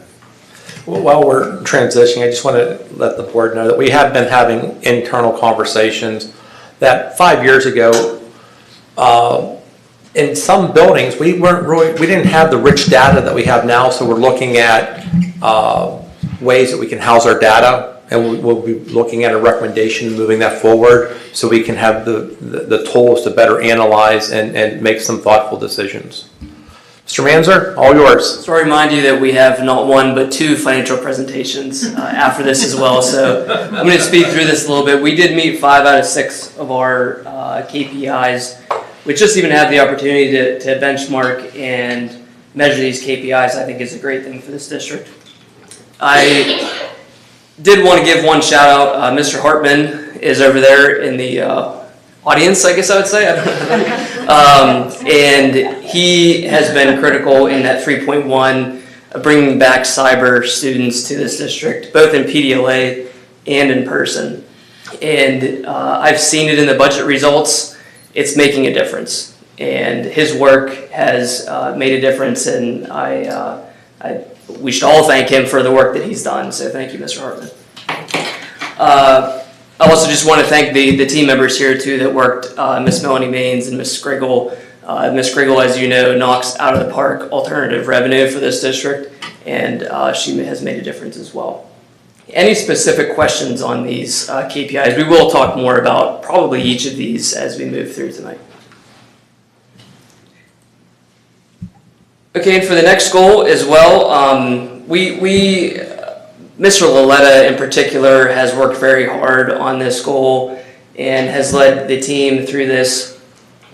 Surveying our customers and community and gathering that feedback has been a really good exercise, I think, for this district to learn more about what the community thinks and what our customers think about the district.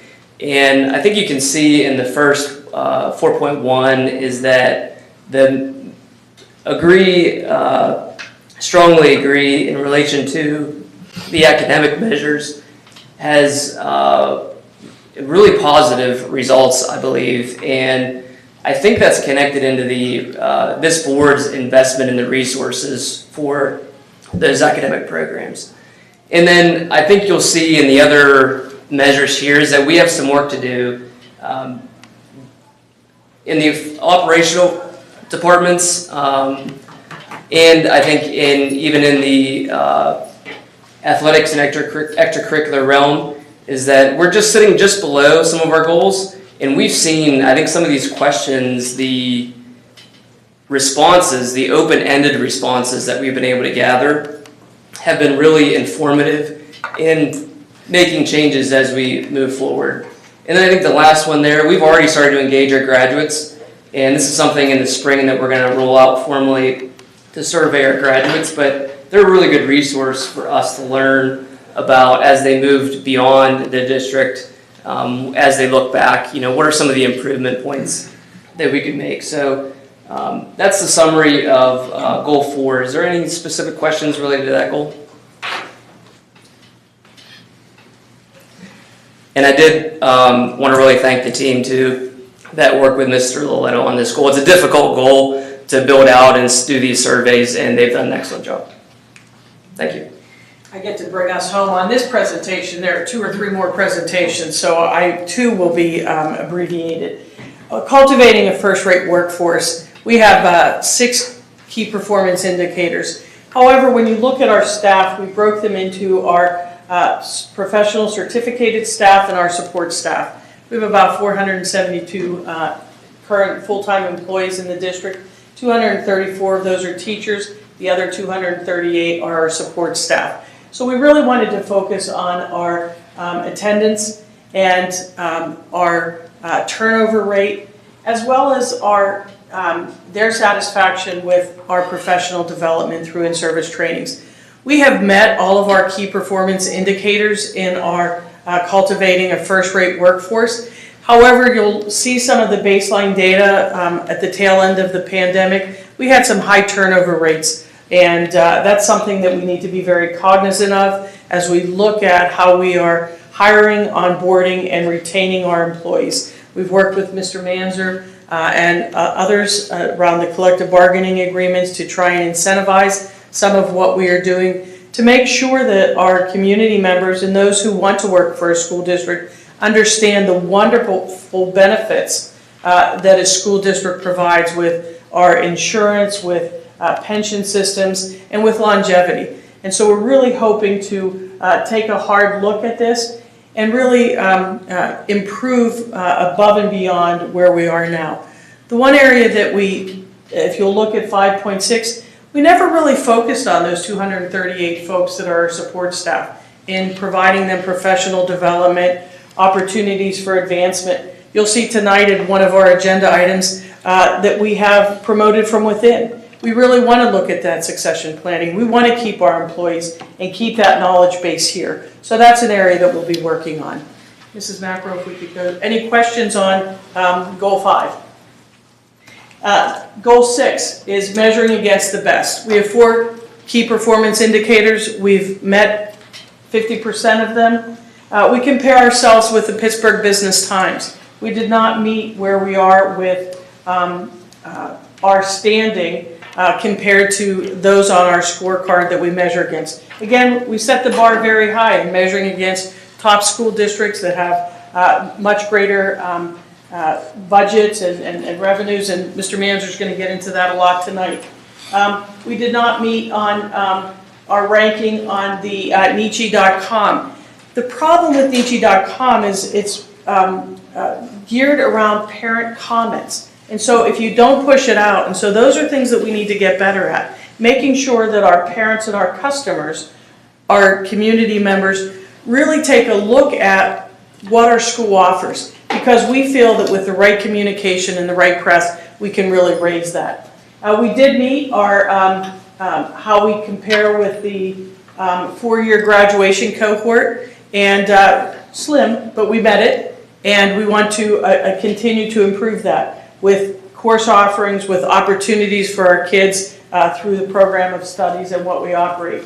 And we also met our Pittsburgh metro area in regard to being 40th based on the U.S. News and World Report. We have work to do across the board, as Dr. Boyers and Mr. Manzer said, but we feel that we have a good plan with our action plans, and we continue to revisit that. I would be remiss without thanking those folks sitting here, and most importantly, the staff that work in our district, because without them, this would not be possible. Any questions on Goal 6? Thank you all. Dr. Anderson, the next item on the agenda is the postgraduate survey. I just want to make because it was talked about in the presentation, that I just wanted to take a moment and thank Mr. Loletta, Ms. Macro, for working on the postgraduate survey. It's on the agenda this evening. Mr. Manzer talked about, we were planning on pushing it out in the spring. We want to push it out this month. Our kids are home, visiting their families. So that's why it's on the agenda this evening, and I appreciate everybody's work in putting this together because we do believe it's going to be valuable information. In addition, we're also going to review the timelines of when we push out the student, parent, and faculty survey. When you have a difference between what students' perceptions are and parents, in our conversations, part of the concern is that we're pushing this out the last 2 weeks of school. And it might be better to send it out in the spring. So more information will be coming to this board, but we are revisiting those timelines so we can get better, more accurate information to share with you. Thanks. For letter G, the balanced scorecard, there's nothing to vote on, so we don't need 5 to move that forward. But for letter H, in order to send that postgraduate feedback survey out, we will need 5. So I want to open up the floor for any questions or concerns that folks may have on it. I have a lot of questions. Yeah, go for it. But did you already discuss this previously? Because I was just wondering about some of the questions, because it seems very high level questions, and I'm wondering just like how will you dig into some of the information on the survey to actually be able to make change? For example, the question around like extracurricular activity, do you think that it contributed to your, I'm sorry, I gotta find the actual survey, but how would you make a change based on if somebody said yes or no with that question? I just feel like it's not giving us the opportunity to find out really why someone's answering a particular way. Yeah, and for that particular question, I think it's interesting to get a percentage of our students that have participated in extracurricular activities. And this is our first attempt at pushing this type of survey out. And just like everything else we do, we're going to look at continuous improvement. But I guess, and I'll maybe look at Mr. Oletta and Ms. Macro and some of their conversations, but conversations we had about this, there were meetings with our students last year in regards to getting feedback on the types of questions that they would like to see and information that could be shared back with us. So there was a variety of stakeholders that were involved in putting this together. And I hear your point loud and clear in regards to the survey. Right now, I'm curious in what kind of response are we going to get. So I'm not sure if I answered I think that's part of it was that we've talked as a previous board, we had nothing. Yeah. We have no information. We're not getting a lot back from our students at all. So last, I think it was Christmas break, am I right? That they did the breakfast for them. So they did a breakfast for alumni last Christmas break. And that's when, I think what you're referencing, that they asked some questions and questions that they thought would be good to ask. So I think, if nothing else, this is a baseline. It's a baseline, and other districts push out similar surveys, so we also looked at what other districts are pushing out too. Yeah, I always wonder if there's like an opportunity, if you look at number 4, where it asks like what they're doing following graduate, there's like an opportunity to almost tailor a survey based off of what it is they're doing and get a better, more specific. Yeah, I think once we have the data, we can drill down for future surveys. And once we have their contact information, doesn't mean we still can't push information out. Absolutely. Yeah, I agree with that. I agree, Dr. Richardson, about what do we do with this and how do we know? I personally dislike the word quality for education, and I think I actually put that in my comments. We talk about, first-rate workforce, we talk about all these keywords in the circle, and we just say quality education. I mean, that's an opinionated, and sure, it's a survey for opinions, but I just don't like the word quality. I want to know that we gave a group a first-class education. I want to know if we failed at it. And is there any correlations to maybe some of the training or schooling or whatnot, or jobs that folks are going into? Did we fail at something? Is that an opportunity to get better at something? I think that there needs to be a better correlation, because quality means to me like, okay, you gave me a quality education, it could be a poor quality. Yeah, I hear you. It could be a good quality, but And what does that mean? when I read that question and looking at the Likert skill, you're either going to, strongly agree. What I like about at least the way that we're gathering the information, because most Likert skills will have 5 categories with a neutral, that we're either asking you, do you feel like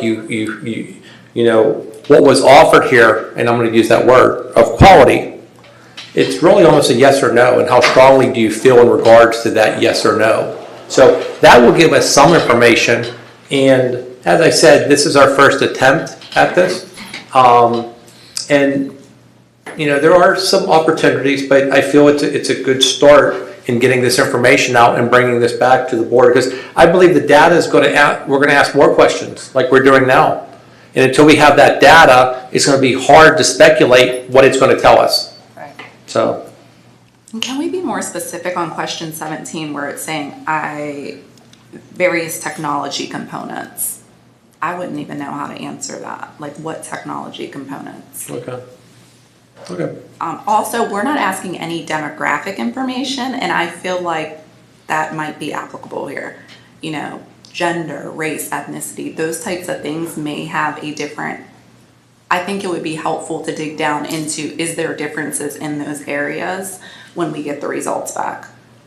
I think we're going to ask them to identify who they are, right? I'm saying when they fill it out, isn't it, Mr. Loletta, will it have a place where they will identify who they are? Because if they do, we already have their demographic information. Do you know what I mean? We can tie back to everything that we have about them, which would be stored in Navion's, I would presume. So I think we would have the demographic. I'll say this, what's that? They have to identify who they are? That's what I want to make sure of. I think we would want to, with our alumni, identify who they are. So maybe, I don't want to speak out of turn.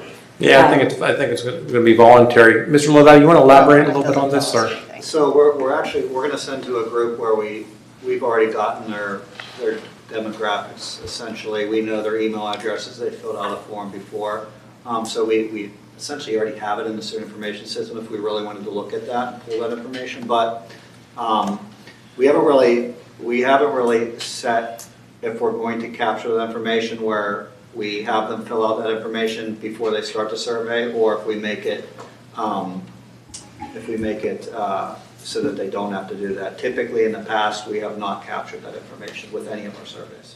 Because we have it, right? I mean, there's no, if we would ask it, I think there's the part that is concerning is if you exhaust the taker, right? And so that they won't complete the survey. And so if we have the demographic information already, we can pull it and do the analysis that we would need to do on the back end, right? Yeah, that's correct. And one of the big things that I took away that I learned while going through this was they really emphasized keep it under 25. A couple postgraduate survey companies that we looked at that other school districts were using all said that, and then we, like Dr. Walsh said, we looked at the other schools, we looked at some companies, but the big takeaway for me was just sitting in that room behind you with our students and seeing what they wanted to ask and getting their feedback was a biggie for myself, and Jen sat there and a few other administrators. So that's kind of where that all kind of came into this, and then we put it at the cabinet three or so times. But to your point, we will have that demographic information like Dr. Anderson said, because we're going to send it to those specific people where we already got that information from. So are they required to identify who they are when they take the survey? Because I feel like you might not get the honest responses if they have to do that. No, we won't require them to. But you know from the email, correct. Right? Yeah. So they're not sent, because they gave your email, because I gave, what am I, Dr. Anderson A, and that's who they send it to. When I click on the link within the form, I'm identifying myself connected to Angela Anderson. So I don't know when I'm filling it out, oh, I'm Angela Anderson, but because I clicked on it through the email, when the results come in, it's connected to Dr. Anderson at PBSD, whatever, Dr. Anderson A at pbsd.net, which then Dan on the back end has connected to all of their student demographics in the system because we know who they are already. So how is this going out? Is it going out as an anonymous survey? How are the students understanding, or the postgraduates, that when they take this survey, is it an anonymous survey that they're taking, or do they know it's going to be linked back to them? So it'll be unanimous. We've already captured, so in 2001, we started to ask the question at the end to our seniors, can we reach out to you? Do you care if we get your information so that we can form a postgraduate survey to get feedback? And that was, I believe, 2001 we started that. 2021? Yeah. 2021, not 2001. Yeah, I'm sorry. So we have their information. We have the ones that said yes and said no. So essentially what we're going to do is take that information and we're going to send this survey to them who said they want to participate in something like this. If that answers your question. No. Well, so when they take the survey, like if you sent it to me, would you know that I took the survey? Would you know my responses to the survey? And would I know that you know my responses? Well, so you've already given me your information, really. So I could go look up your email address and know it's you, if I had to be honest, yes. I would know that as a computer guy. Would you know that as a person taking a survey? You've already given me your information, essentially. Maybe we can put it, we were talking, maybe a disclaimer to the people. I mean, they can put it in the email invite. Yeah. You know? I think if we're going to gather that information, I think, and to your point, they may not want to. So on one hand, I'm hearing we should ask for it, and on the other, we may not get the answer. What this is trying to gather some information and it's consistent with how other districts gather this type of information. The questions are consistent with how school districts and I guess vendors phrase the questions. So it's, consistent in that aspect. I'm just curious, quite honestly, our first attempt at this, what kind of information are we going to get back? And what kind of response are we going to get? I necessarily, and I hear your point that I do think at some point we're going to have to break down disaggregate the information. I just don't know if we're there right now. And from what I'm hearing, I don't believe other districts are drilling down that far. They're trying to keep it to a certain amount of questions. But I do completely understand, and I do agree with you that I'd like to know if there's a differences between how our female student graduates feel and our male student graduates feel. And there is value in that. So this was when this was put together, this was the recommendation we felt like this was at the point where we could push something out to gather some information. If the board feels differently, we can hold this and propose it at a later meeting. I think there might be a middle ground. Let me see, are there any other concerns from other board members? I think it's going to come down to how you communicate the message. I agree. What we're screening for. Your feedback is obviously voluntary. We will be your anonymity will be private, but we really value your honest feedback in hopes that we can improve and to enhance the quality of education. I think, can we do three things? One, can we say that we approve it, can we have you send us out what the body of the email will be before going out so board members can give feedback on it, that the link would be included in. Under 17, can we list the items, and I don't know, Dane, can we approve it, and can we, parenthetically, after various technology components on number 17 to Dr. Richardson's point, can we list what those are? Give various items that we mean in technology components so that we're giving them a better idea. And then, I almost said Miss Sedlak to Miss Stepnick too. That's really funny. Oh my God. I was trying to get there. I was like, I started something. Miss Stepnick. Maybe it's a compliment, Miss Stepnick. Yeah, right. Miss Stepnick. I just want to know how strongly you feel about the word quality. Are we fine because of the Likert scale attached to it to use quality this time? Or is there a word that you feel strongly about or that we can have as a discussion point to move forward on for that? I think my suggestion, when I hope they all came through, I think Dr. Boyer said that they did, I was on an airplane. But I'd rather first class, or again, I hate the word quality, but if I'm the only one that hates the word quality, then whatever. The only reason I'm okay with quality, I would just say, is because of the Likert scale. Yeah, I get that. You know what I mean? Yeah, So- I get that. I guess it's just based on where you are that, if you even know. Do you want the word high quality? Yes, that would make me happier.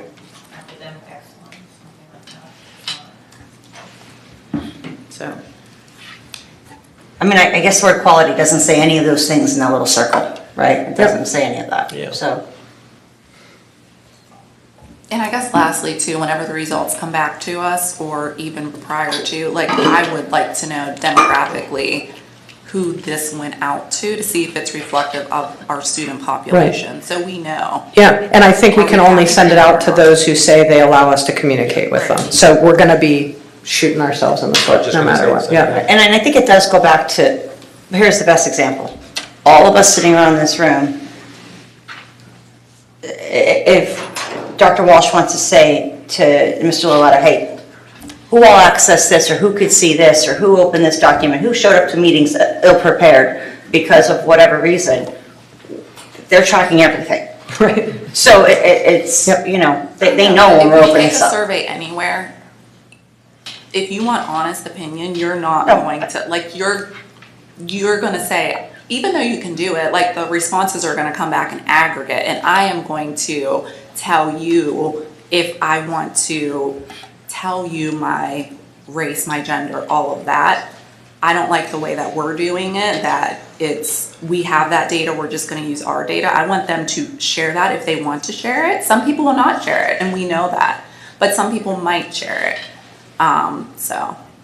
But I think we will know from the beginning, like, who we're sending it out to and what those demographics will look like. There's also the opportunity, how do we improve that? So if only certain students are giving us their information, that might tell us right off the bat that, why aren't you giving us your information? Like, why don't you want to help us improve what's happening here and getting their feedback there? But And I think to all of that, I don't want to miss the opportunity to send it out. Do you know what I mean?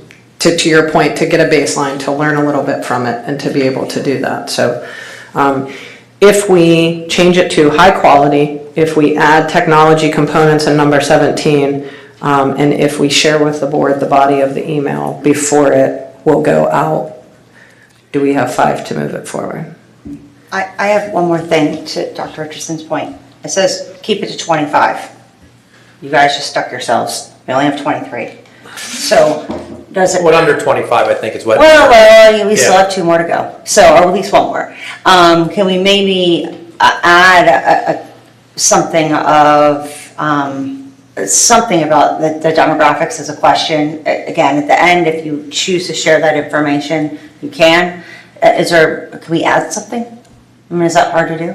I know you guys want to do this, and I appreciate that, and I know that in 35 minutes, we're going to have to pass time to go up past policy, but is there a way to add 1 more question in there?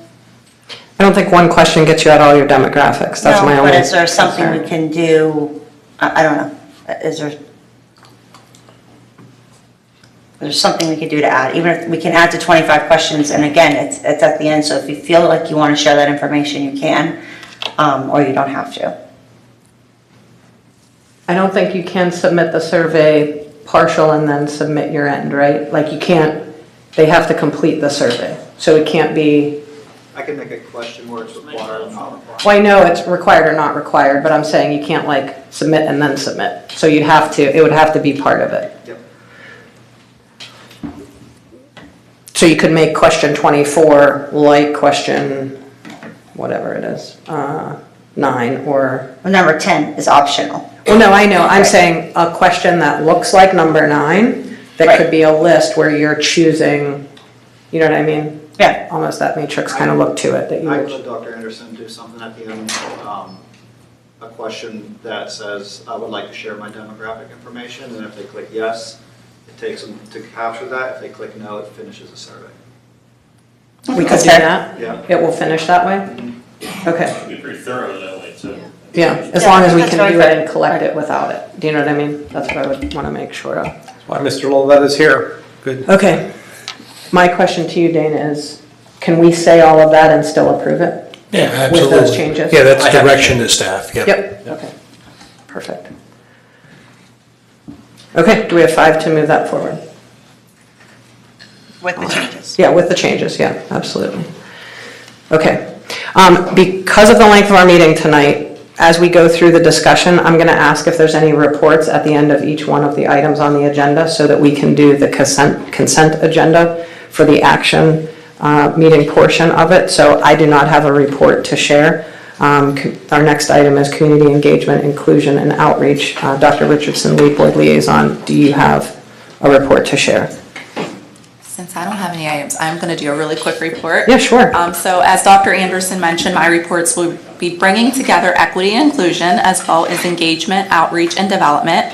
I'm happy to be the board liaison to move each of these topics forward in their own individual capacities and impact. I'm pleased to report that the district participated in Christmas at Plum Creek this year with the choir and jazz band performing along with one of our students from O Block Elementary lighting the tree with the mayor. Rachel's Challenge continues to be a bright spot each month and has a positive impact on our students, as Ms. Scollard mentioned. The high school counseling team continues to work closely with the Chamber of Commerce to plan the spring career fair at Plum Senior High School. The high school Special Olympics team hosted a bocce tournament with 6 neighboring districts joining our students for a great day of fun and shared experiences. The district is extremely appreciative of the many organizations that support our district holiday giving efforts to ensure that our students and families have a good holiday with gifts under their tree. We look forward to our continued outreach, engagement, and inclusion efforts in our district and Plum community. Awesome, thank you. All right, next up is Finance, Mr. Strop K, Lead Board Liaison. I'm going to keep pronouncing that right with emphasis each time. Good job. Before I turn it over to Mr. Manzer, I just want to say thank you for the opportunity to serve on the board as the liaison for the Finance Committee. You're going to hear 4 presentations this evening. Hopefully they'll be brief. And 2 items that we're going to have to move forward with tonight's meeting. So with that being said, I'm just going to turn it over to Mr. Manzer. The first item is going to be the audit report from the last fiscal year. First, we have Ms. Amy Lewis tonight from Marduzel, our independent auditors. And we'd like to give this opportunity to independently present to the board. You're able to ask any questions, and we thank you for being here. Thank you. Glad to be here tonight. So I'm going to present the results of the fiscal 23 audit. We are still in process with the audit. Normally we would come at the end of the audit, but just because of the things you were working on today financially, it seemed to make sense to try to close out fiscal 23 with this conversation that we're required to have so that you all can move forward and think ahead. Obviously, when the audit is fully completed, then all those completed documents will be provided to you for your review. But I am going to just talk about some of the things that are the annual communications that we have, because it's really important as the governance of the organization that you have this open communication line with your auditor. Certainly we come in and perform an audit of the financial statements of the school district. We work with Mr. Manzer and his team, spend a lot of time, going through information, going through documents, on your accounting records, but certainly, it's important that you all understand that process is happening and that we're able to communicate to you what that means and what goes on. So at the end of the audit, as with every year, there's really 4 audit deliverables that get issued as part of that audit. So the biggest one being the single audit, which is the set of financial statements. Contained in there are a variety of financial statements that are, your individual funds financial statements, so your general fund, capital projects funds, your cafeteria fund, all of that. But then there's also government-wide financial statements that the accounting standards require you to report. So if you think about when you go through your budget conversations, you are really thinking about your individual funds. You're talking about what is your general fund budget. You're talking about the revenues and expenditures year over year. The governmental accounting standards require you to show all that information, but then they also want you to depict your financial statements similar to how another corporation might show, where you're going to show all of your assets and all of your liabilities. So you're not thinking all long-term debt all year long in your general fund. You're thinking about, what do I need to pay this year? What are my debt payments this year? What do I need to pay to PSERS this year? But when you're looking at the individual funds, you're not looking at that full picture. The financial statements, though, are asking you to also show that. They also ask for a lot of footnote disclosures, a lot of additional schedules to really, give you more information, to really dig into what those numbers mean. And so that's why the audit is not done yet, because there's a lot of those other pieces that are outside of what you're normally utilizing every day in the district. So I don't want it to seem like there's something wrong that we're not done. It's certainly, the general fund, all that information is certainly was able to be audited, we were able to conduct our procedures. We just have to collectively get all the information that's required to be able to finalize the financial statement. So that's where we're at this point. As part of that single audit, we will actually issue 3 different auditors' reports within that document. So the first independent auditor's report is on the financial statements as a whole, to tell you whether or not we feel that they are fairly presented. in all material respects. There is an independent auditor's report related to government auditing standards, and then there's an independent auditor's report that's required by uniform guidance. Those are really driving into more internal control and compliance type matters that are really, a result of the funding that you get through the state, which is ultimately federal and state funding. That's really driving those. In those auditors' reports, if there were findings or things that we needed to communicate to you, it would be part of those reports. We provide a communication of those charged with governance letter. That's going to really be a lot of the things I'm talking about tonight. Just put down in paper so you have a formal document to communicate those to you. There is a data collection form, which is the transmission of the spending of your federal funding that you're required to submit to the Federal Audit Clearinghouse. That's your way to communicate to the federal government how you spent the money that you were given to spend.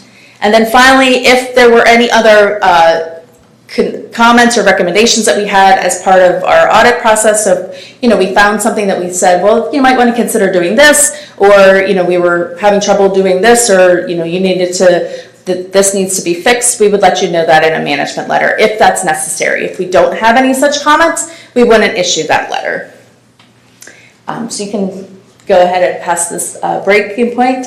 So the first and foremost thing I just like to always remind people is that as your auditor, our responsibility is to issue that opinion as to whether the financial statements are fairly stated in all material respects. So what that means is we come in and get an understanding of the district, what happened during the year, what was new, were there personnel changes, were there technology changes, anything, did you issue debt, did you raise your taxes, anything that might have an impact to your financials. And we take that into consideration to decide what do we think is most significant to your financials, where do we see the most impact, and we focus our attention really on those areas. We don't test every transaction, we don't look at every account. And so, we can only give you reasonable assurance that the financial statements are fairly presented. We can't give you absolute assurance that there's no errors. So there is a little bit of a level of, the reasonable assurance, that there is a little bit of give there. The financial statements, though, are your financial statements. So we do help you prepare them. We do help you draft them. We work through with you to make sure all those disclosures and all those numbers are where they're supposed to be. But ultimately, you have to be comfortable, and management has to be comfortable that what the story that is told in those financial statements is accurate. And so that's why we have these conversations. That's why we work so closely with Mr. Manser and his team to make sure that everybody's in agreement, ultimately, that what gets produced is the final product. You can go to the next.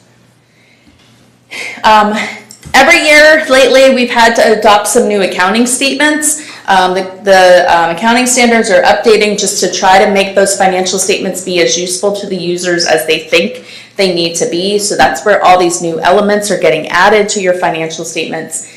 This year, there were a couple of standards that were effective. A couple of them really didn't have any impact to you because you don't have those types of arrangements. You do not have any conduit debt. You do not have any public-private partnerships where you're working with. That would be something similar to having somebody operate like a turnpike or something like that. You're not doing anything like that as a district. The one that is a potential change for your financial statements is the last one, the subscription-based IT arrangements.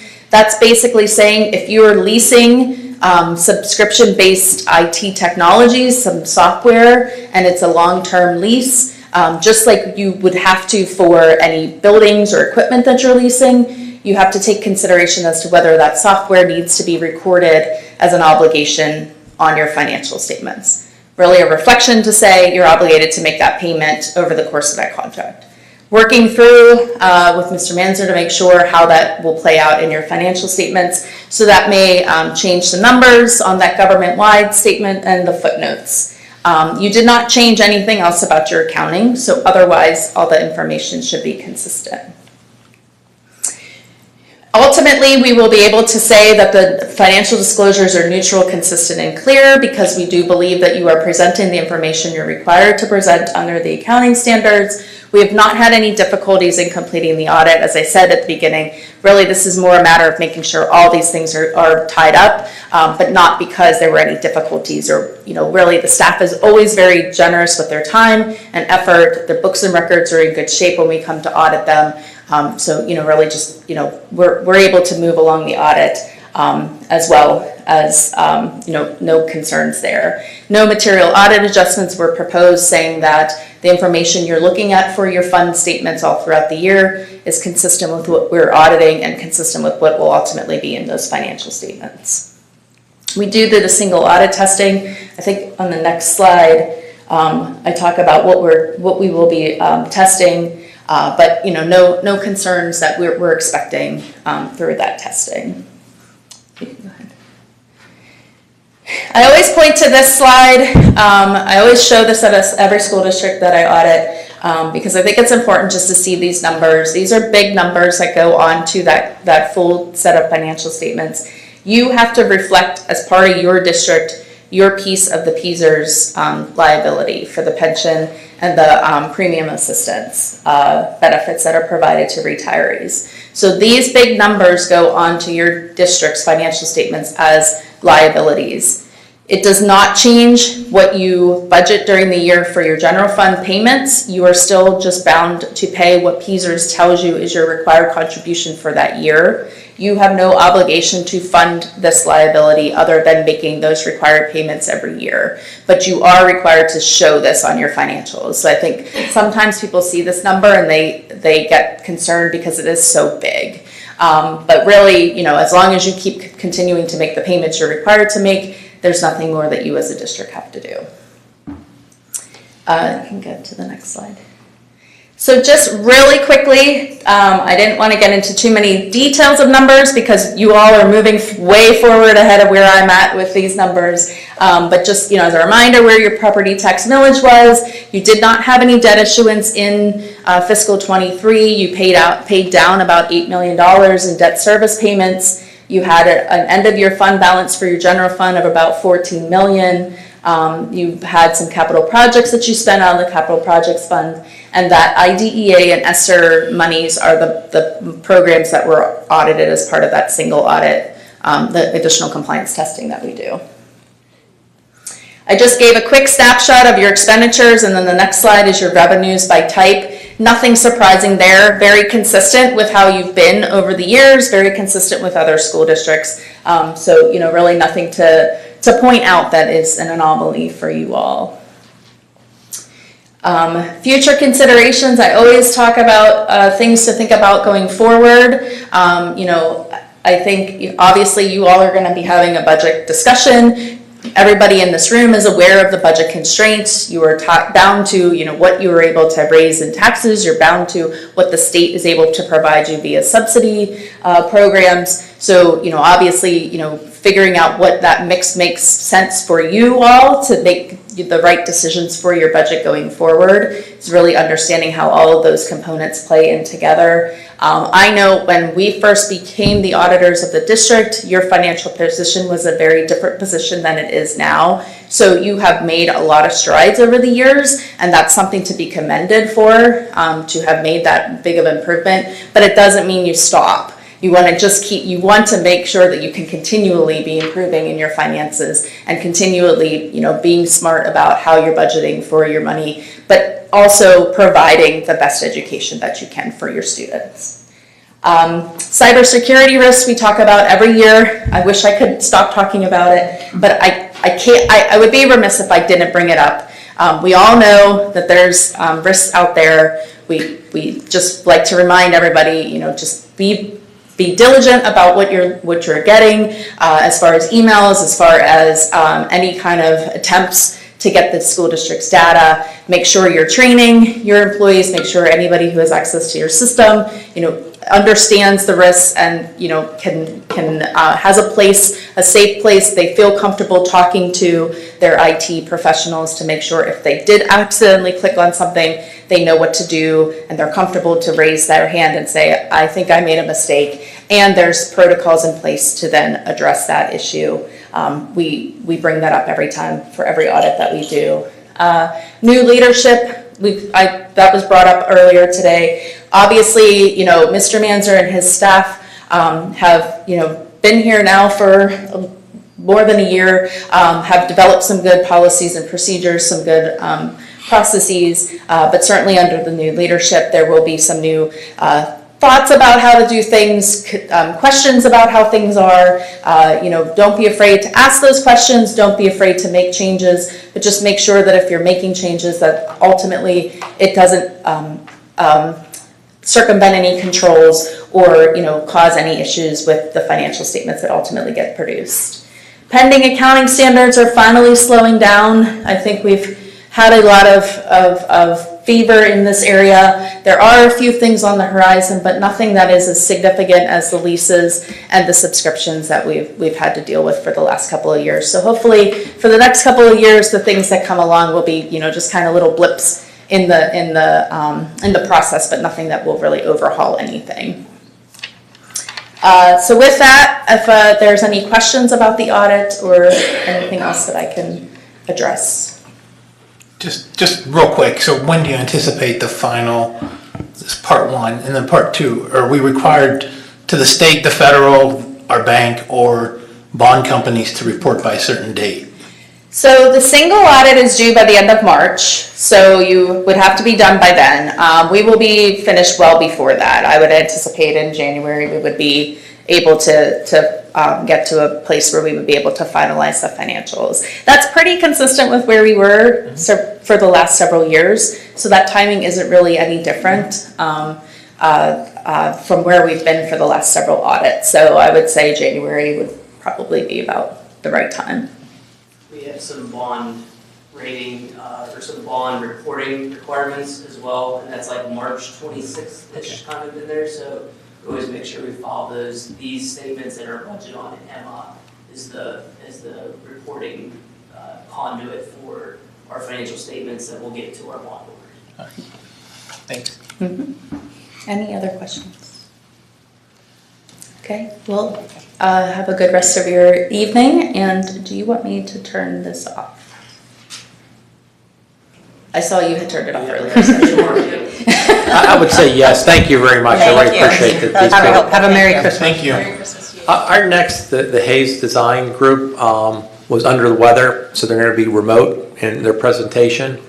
I think Ms. Macro is pulling them up on the screen now. Just a couple quick notes is that they're going to go over some of the design plans for our K-4 buildings. One of the areas of consideration was looking at capacity. If you have been to Pivic or O Block, you're hard pressed to find an empty classroom. We do have capacity at our 5-6 building, our middle school, and our high school, but we do have facility needs, specifically in looking at addressing the capacity in some of the facility needs at our K-4 buildings, along with our middle school.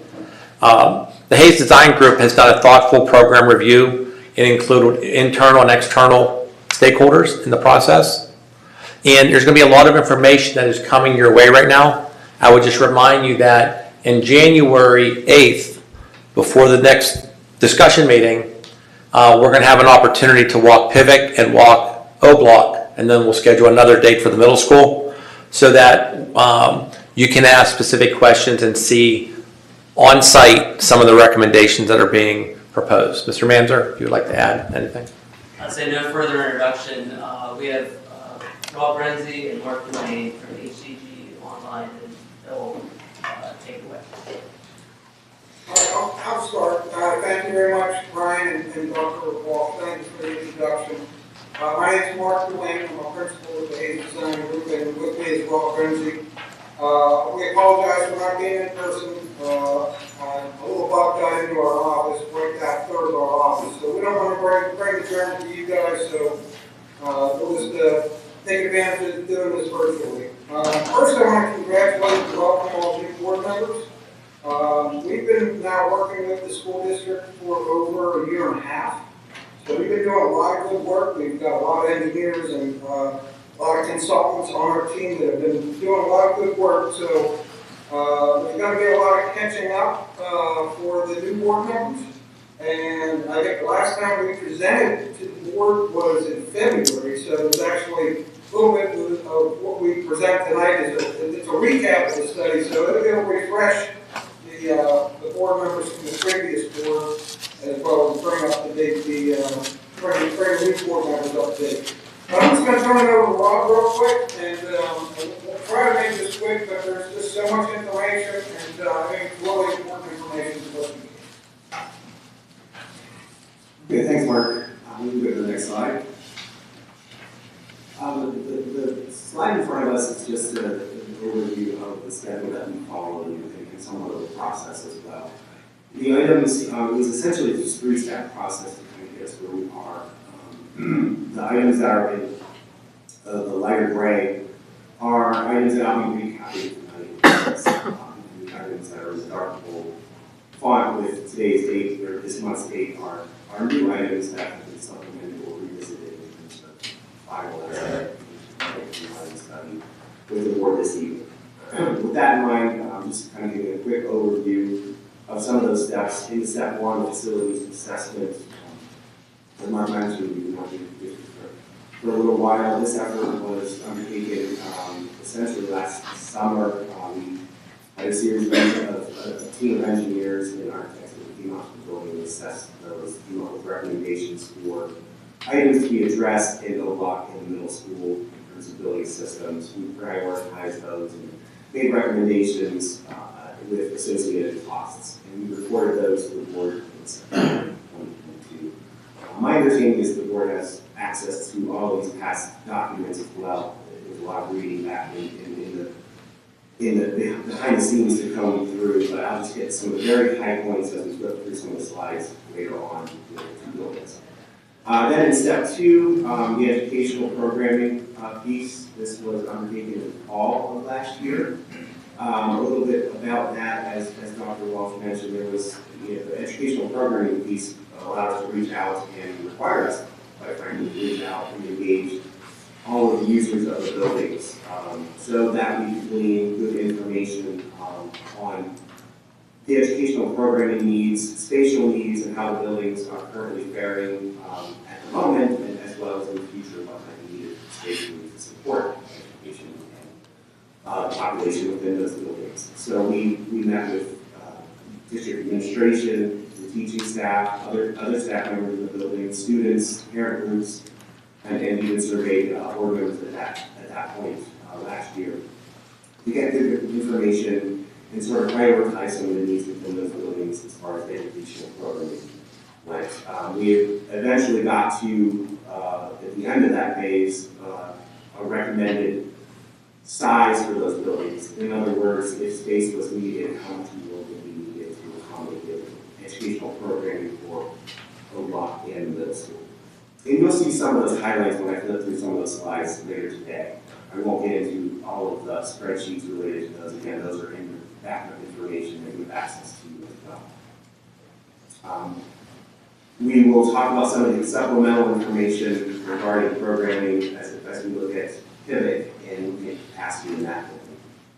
And that'll be a piece that you will hear for the first time this evening. Step three, that, as Mark mentioned, the last time that we presented formally to the board was in February of this year, and at that point we had come back to the board with, we had gathered all the information on the facilities, the educational programming, and then began to look at design options for those buildings. So at that point in February, we came to the board with some recommended design options for both buildings, as well as estimates of probable costs for those buildings.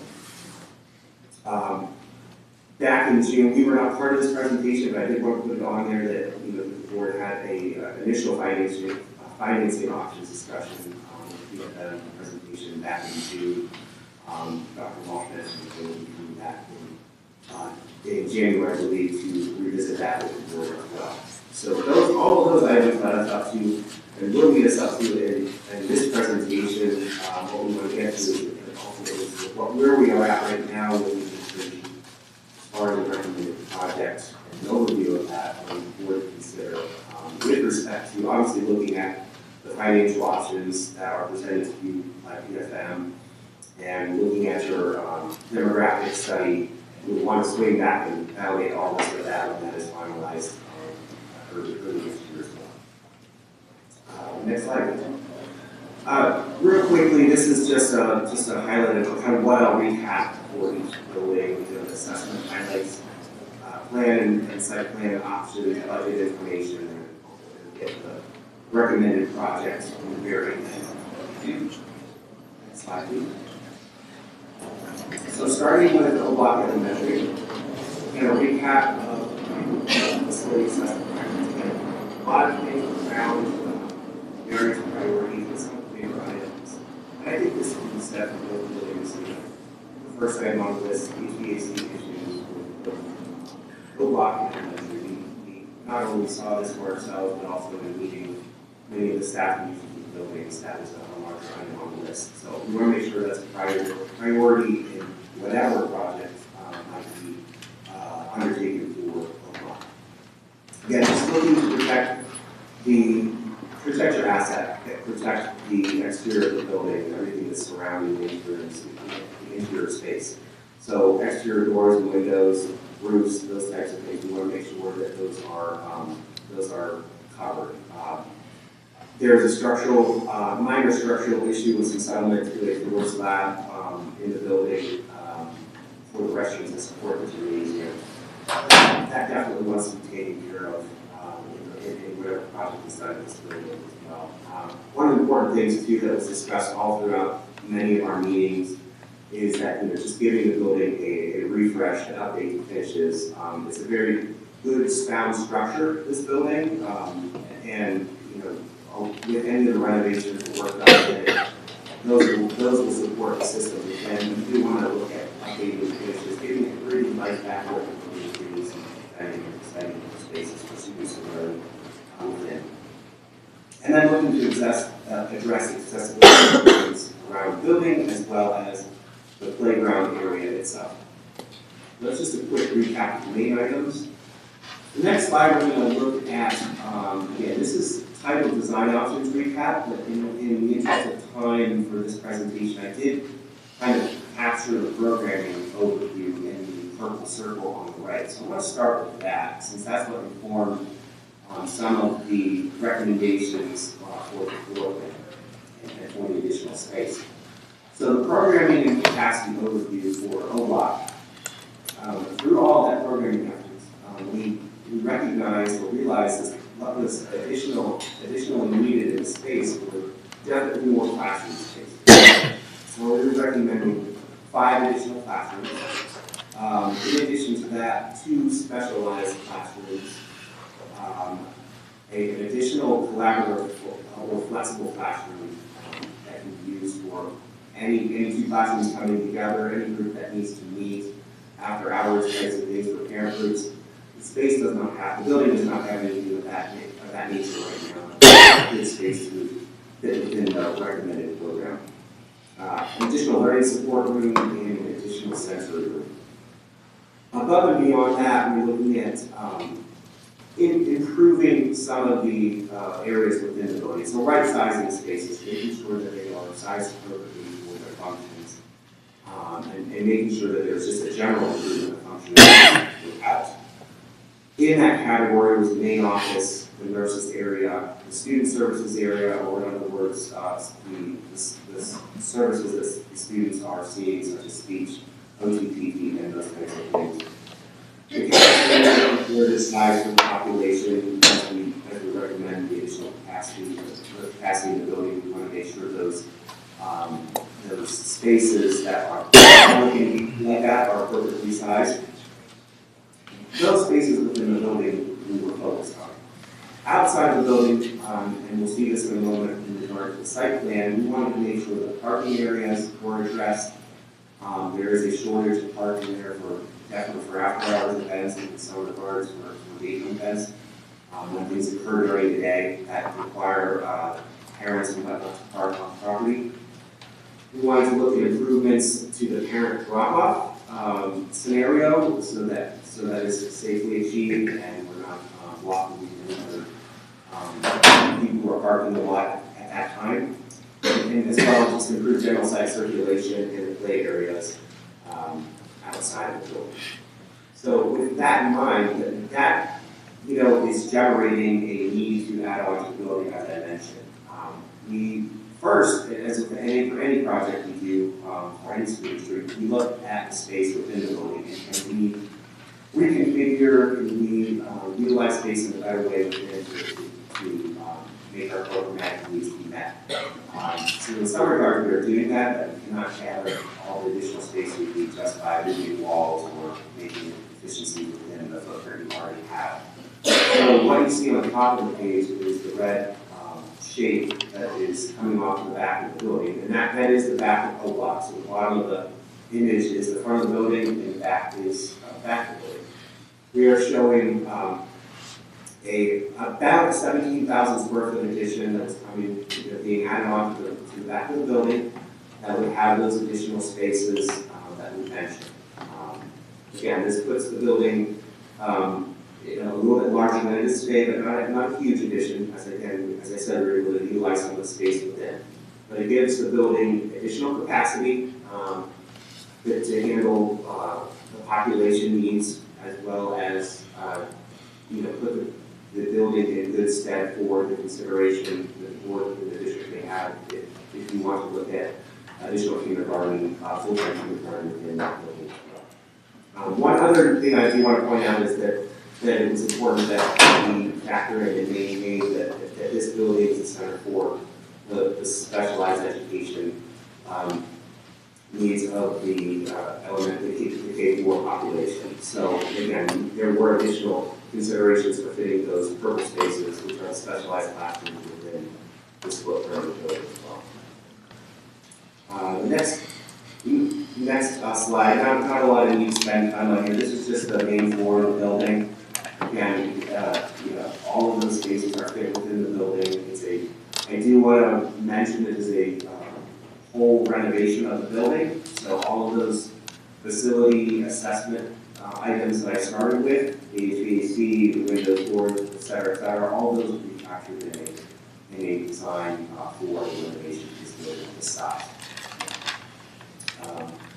Again, gave us an opportunity to reorganize, kind of look at how the grade levels are structured in the building, keeping them together, allowing to have five classrooms per grade. Flipping to the next slide, you can see a recap on the site plan. Kind of some major things here. We're looking to really improve or increase the plateau that the building is built on right now to both the front of the building as well as the back. And so some of those major things that we were to improve or look to improve at the front of the building will stay there for the moment is increasing the bus drop-off lane. We're now able to stack 9 buses in front of the building. You can kind of see dashed in behind that a current loop in front of the building, which stacks about 4 buses currently. So that's a dramatic change there. Also in the front of the building would be some additional parking. That would require some grading in front of the building to create that plateau. So there will be earthwork grading built in to create that area for the parking in front of the building. In the back of the building, you can see the darker gray box. That's the addition that I spoke of earlier that's coming off of the back of the building. The changes back there would be, again, looking at that school, the parent pickup and drop off, pickup and drop off loop. Just elongating that so that the stacking of cars is maximized within the footprint we have. So that required, again, some grading and earthwork in the rear of the building. But since you're looking at an addition as well, that is a good time to factor that into the equation as well. So with this circular loop in the back of the building, we're able to stack 50 cars in the back and along a safe sidewalk along the rear of the building as well. This eliminates the overlap of cars blocking the apartments that staff members were parking spaces at the end of the day as well. Additionally, and lastly, the play areas, improving the play areas, making sure they are appropriate for the grade levels, distance from the building and Newport areas and the like, students have an appropriate and safe play areas that we're in. And some of those numbers on the right, you can see, are just some of what is gained beyond the black circle is what your existing scenario is for parking spaces, and then at the bottom you can see how you're almost doubling that in the school hours time frame, and after hours increasing that as well. Next slide. Just a recap of the budget, and this is data that the board has. The only new information here is escalation. We presented information before back in February of last year that was compiled in January of this year, 2023. And the escalate, we want to make sure that you have current data. So we are providing you with another year escalation on here, essentially, so time to make decisions, and then if a project just does come out of this, you have an appropriate amount of money factored in there for escalation. As we know, materials are increasing, labor has increased. It is appropriate to keep a safety contingency in there, which we're keeping that at about 5%. So that does increase the project, total project cost a little over $1 million from what it was about a year ago. So we're at about almost $27,800,000 for the O-Block recommended, the O-Block project at Emory County at this moment. Any questions before we move on to the middle school? I have a question, but it's 9:04, so should we just agree to? I think we have, it's 3 hours of a public meeting. It's 3 hours, right? Yeah. I thought it was Not nine. exec, not exec. So we have an hour. It's 10, Yep. so we go till 10, yep. Well, McDonald's closed. Just for new board members, we can only go 3 hours, and then we have to vote to continue. Yeah, we have to vote to go. Yeah. All seriousness, what consists of minor renovations for this $6.6 million, or almost $6.7 million? So those categories of renovations, so there are, within the existing building, there are different levels of renovations that are required in order to do what we want to do on the plans that we show. So for instance, the minor renovations, by and large, are areas that were heavily renovated or new, and the last time the building was renovated. So in a sense, it's the right side of the building today, which is the newer classrooms. Those areas and several other areas of the building only need minor renovations to account for that. So there are just smaller dollar signs to those square footages. But we could get, and I'm saying this because this is a huge price tag for all of this. And this isn't my first presentation over the years of these various buildings and the needs. Like you're never going to get me to support renovating the middle school. Never. I just want a new middle school. Because I fear when we open that up, it's going to be a disaster. But I'm looking at, the new constructions, major renovations. I agree 1,000% about the bathrooms by the gymnasium/cafeteria area. That they're terrible. But the minor renovations, I'm just curious what that would actually be. And we can talk about that when we do the site visit, I would guess. Again, there's a lot of needs, and so if it's aesthetics, sure, that's great, but there's real needs, and I think we need to address the real needs in the district before aesthetics. And my other question is, in both of these elementary schools, how much space is EDS taking up? One classroom. In each school? No, only at Pivot. There wasn't space available at O-Block this year. And there was one classroom available at EDS, for EDS at Pivot. But that's contingent on enrollments next year. Okay. What we've been using is Holiday Park Intermediate. Okay, just want to make sure that was still all the same.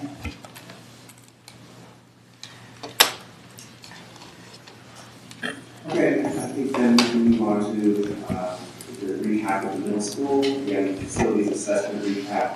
And again, there's HVAC systems upgrades and replacements of various pieces throughout the building. There's some things related to the loading dock improvements of the subsurface area, under that area of the building, replacing certain areas of the roof. Some of it is new, some of it does, or newer, that some of it does need to be replaced.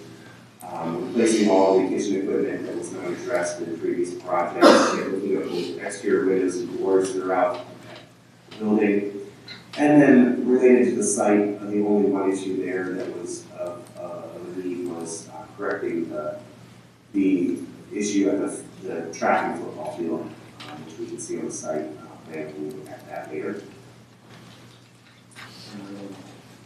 Moving then to the plan overview, recap for the middle school. This was a little harder to follow in terms of the floor plan when we get there, but we'll focus in on the programming capacity overview here. I do want to point out that this building does have more capacity available within it, but it was the result of the programming effort that we did determine, we did recommend the group come to that recommendation that it still would make sense to look at adding a couple additional classrooms to that building to have a total of 4 rooms available for additional capacity. Adding additional specialized classroom within that building, and then additional learning support classrooms as well. Some areas for looking to right side include the area for those rooms as well as functionally improve them. Some things that fell within that category were the kitchen and cafeteria. Again, looking to make those more size appropriate for the population. Student support services, which are scattered throughout the building, trying to consolidate those into a well-defined and easily accessible area for the students. The administrative area, as well as the nurses area.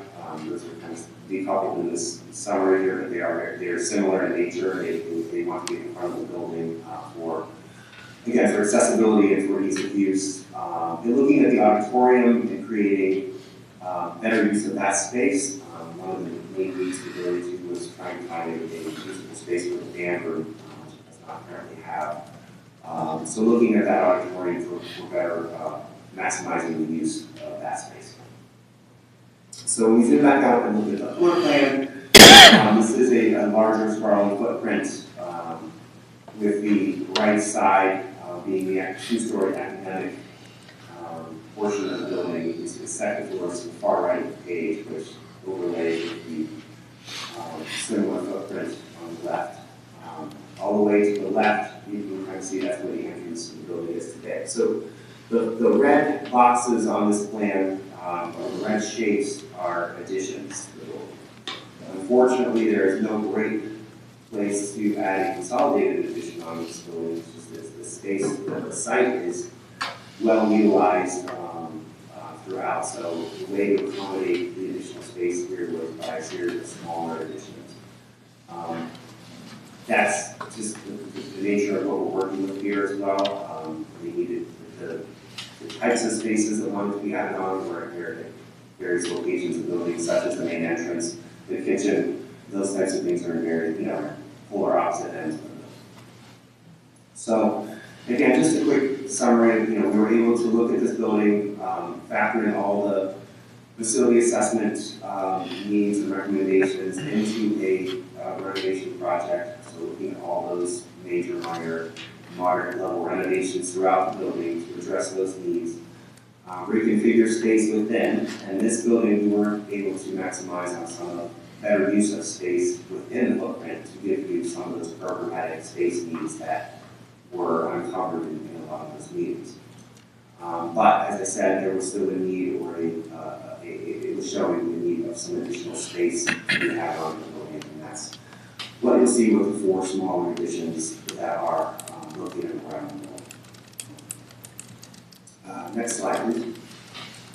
Site plan wise recap.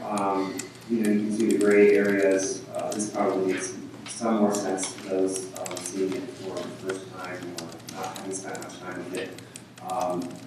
The orientation of the building. The front of the building is at the top of the page, so the additions are in the darker gray. You can see 4 of those. Again, you can just see how constrained the site is with many amenities than it has today. So without full-scale redoing a lot of that, the property lines are where they are. Some of the improvements to the site, as I mentioned, the major improvement was with the existing track and football field. We redoing that field, reorienting it within the space, doing some grading, and so that can be a regulation-sized field, that there's no conflicts with the end zone anymore and the paved track in this circuit. So that is captured in this recommended scope, and then in order to build the addition that is nearest to that, nearest to the football field, there was some site work that needed to be done to reduce some of the parking there and relocate it to parking areas that are out within the existing bus area, basically. So just some minor site work to accommodate the additions at this building. Moving to the next slide, we had a budget recap and update. Similarly, there are major, moderate, minor renovations throughout the building here, touching a lot of space, essentially, to do this. And again, putting the design, putting the escalation added into the update here for bringing that to 2025. All that rolling down, you can see that the project, the total project costs increased to about $38.8 million. So again, a little over $1 million increase here for the escalation piece. Again, a fairly big price tag here for this project. Again, a lot of work occurring, more a little complicated work, as I said, of the 4 additions. The next slide I just wanted to include, because this was a larger price tag for this project. Just to recap also, just the capital maintenance only pieces for the middle school. So addressing those priority facility investment needs that were identified last year within the middle school, and then applying escalation to those to bring it forward in another year. Just addressing those within the middle school is just under 15 million, 14.78 million for the capital needs items within the middle school. Again, those items, if you do the scope of work on the previous page of 38 million and some odd dollars, these items in this page are factored into that process. Right, next slide, please. So, the supplements to the study. So, the district had asked us to come back and take a look at a few things so that the board can consider the project more thoroughly now in regards to capacity. Again, we're going to be looking tonight at PIVC and studying the capacity of that building so that we can better inform the overall picture of the capacity of the elementary buildings.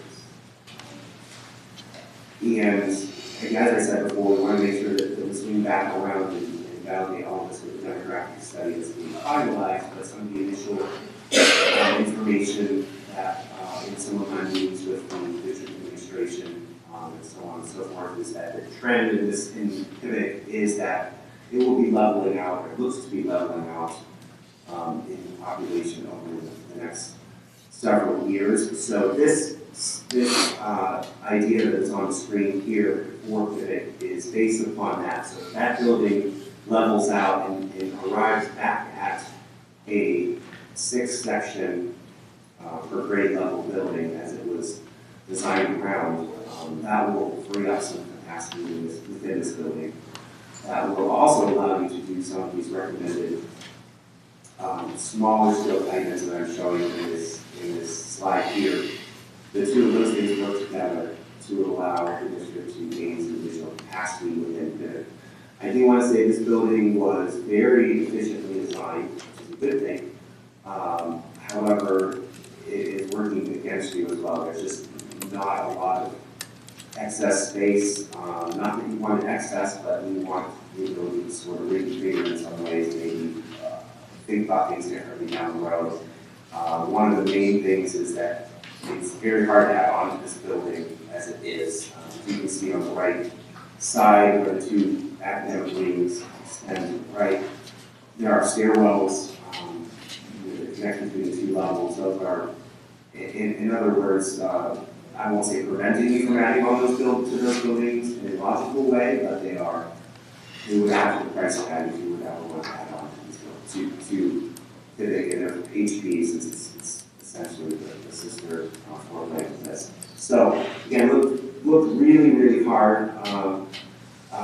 Met with Mr. Gauntner, visited the site, looked at things very thoroughly in the field to try to find ways to capture some additional capacity within the footprint that we have today, so that we can get back to a point where you have some rooms for all the, you have classrooms that are appropriate for what's being taught.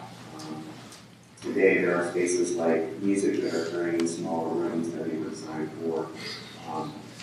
Reading specialists are sharing rooms, those types of things. So we want to make sure that the capacity, you have an option to look at the additional capacity building, as well as an option if you do move forward consideration for full-time kindergarten, you can see how that can fit in this way.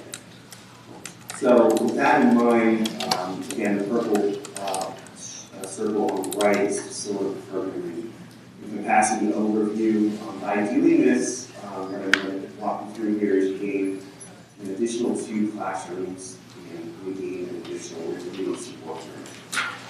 And you improve an area and functional improvement to some of the specialized rooms within. Again, just adding a little bit of value to what you have there today. So with that in mind, again, I don't want to walk you through all of the bits and pieces of this, but essentially we're looking at just some very selective pieces of renovations to gain use of those additional full-size classrooms. Number one there is converting to smaller classrooms into a larger classroom that could be the size of kindergarten if you went that route in the future. We are across the hallway to that number 3, converting the current art room into another full-size classroom that could be used for regular classroom work in the future. You could put a toilet room there as well. That gives you 6 rooms in that area. Some other minor adjustments suggested, just enclosing the gate room is off the library, reassigning the current, what I would say, which is the teacher's lounge today, which is in number 2, making a reading support room, and looking at creating a faculty lounge in number 6, which is spaces a little less utilized near the main office today. We'll flip to the next slide, if you would. The only area that we could find to, I'll say, gain new additional space within the footprint of the current building is the red area at number 9 at the bottom of the page. And this is really just a creating a floor structure and filling the 2-story overlook space that is near the rear entrance of the building. So that's really the only way to gain additional space there. And then creating, moving the art room up here.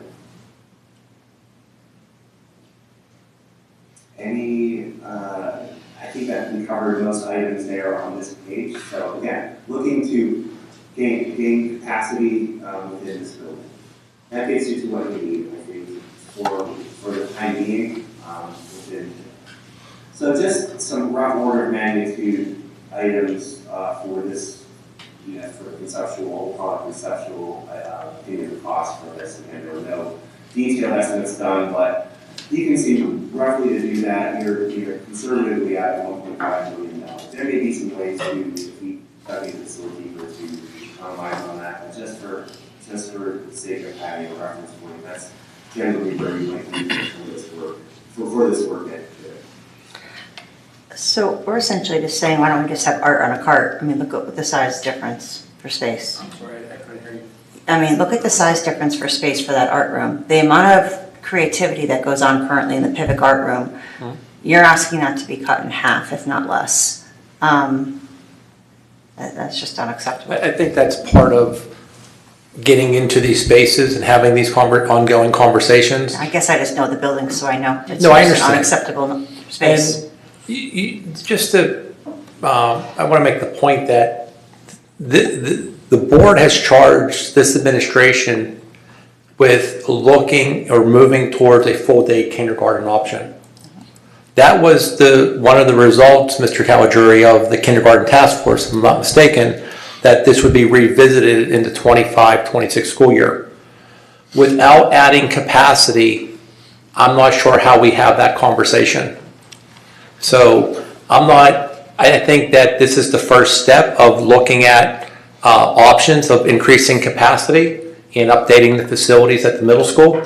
But if we do not increase capacity, the kindergarten conversation looks much different moving forward. So as we do our boardwalks and get into these physical spaces, as Ms. Stepnick, you're familiar with the building, I think we can have these ongoing conversations with the architects and hopefully find some win-wins and get to a place where everybody's comfortable in moving forward.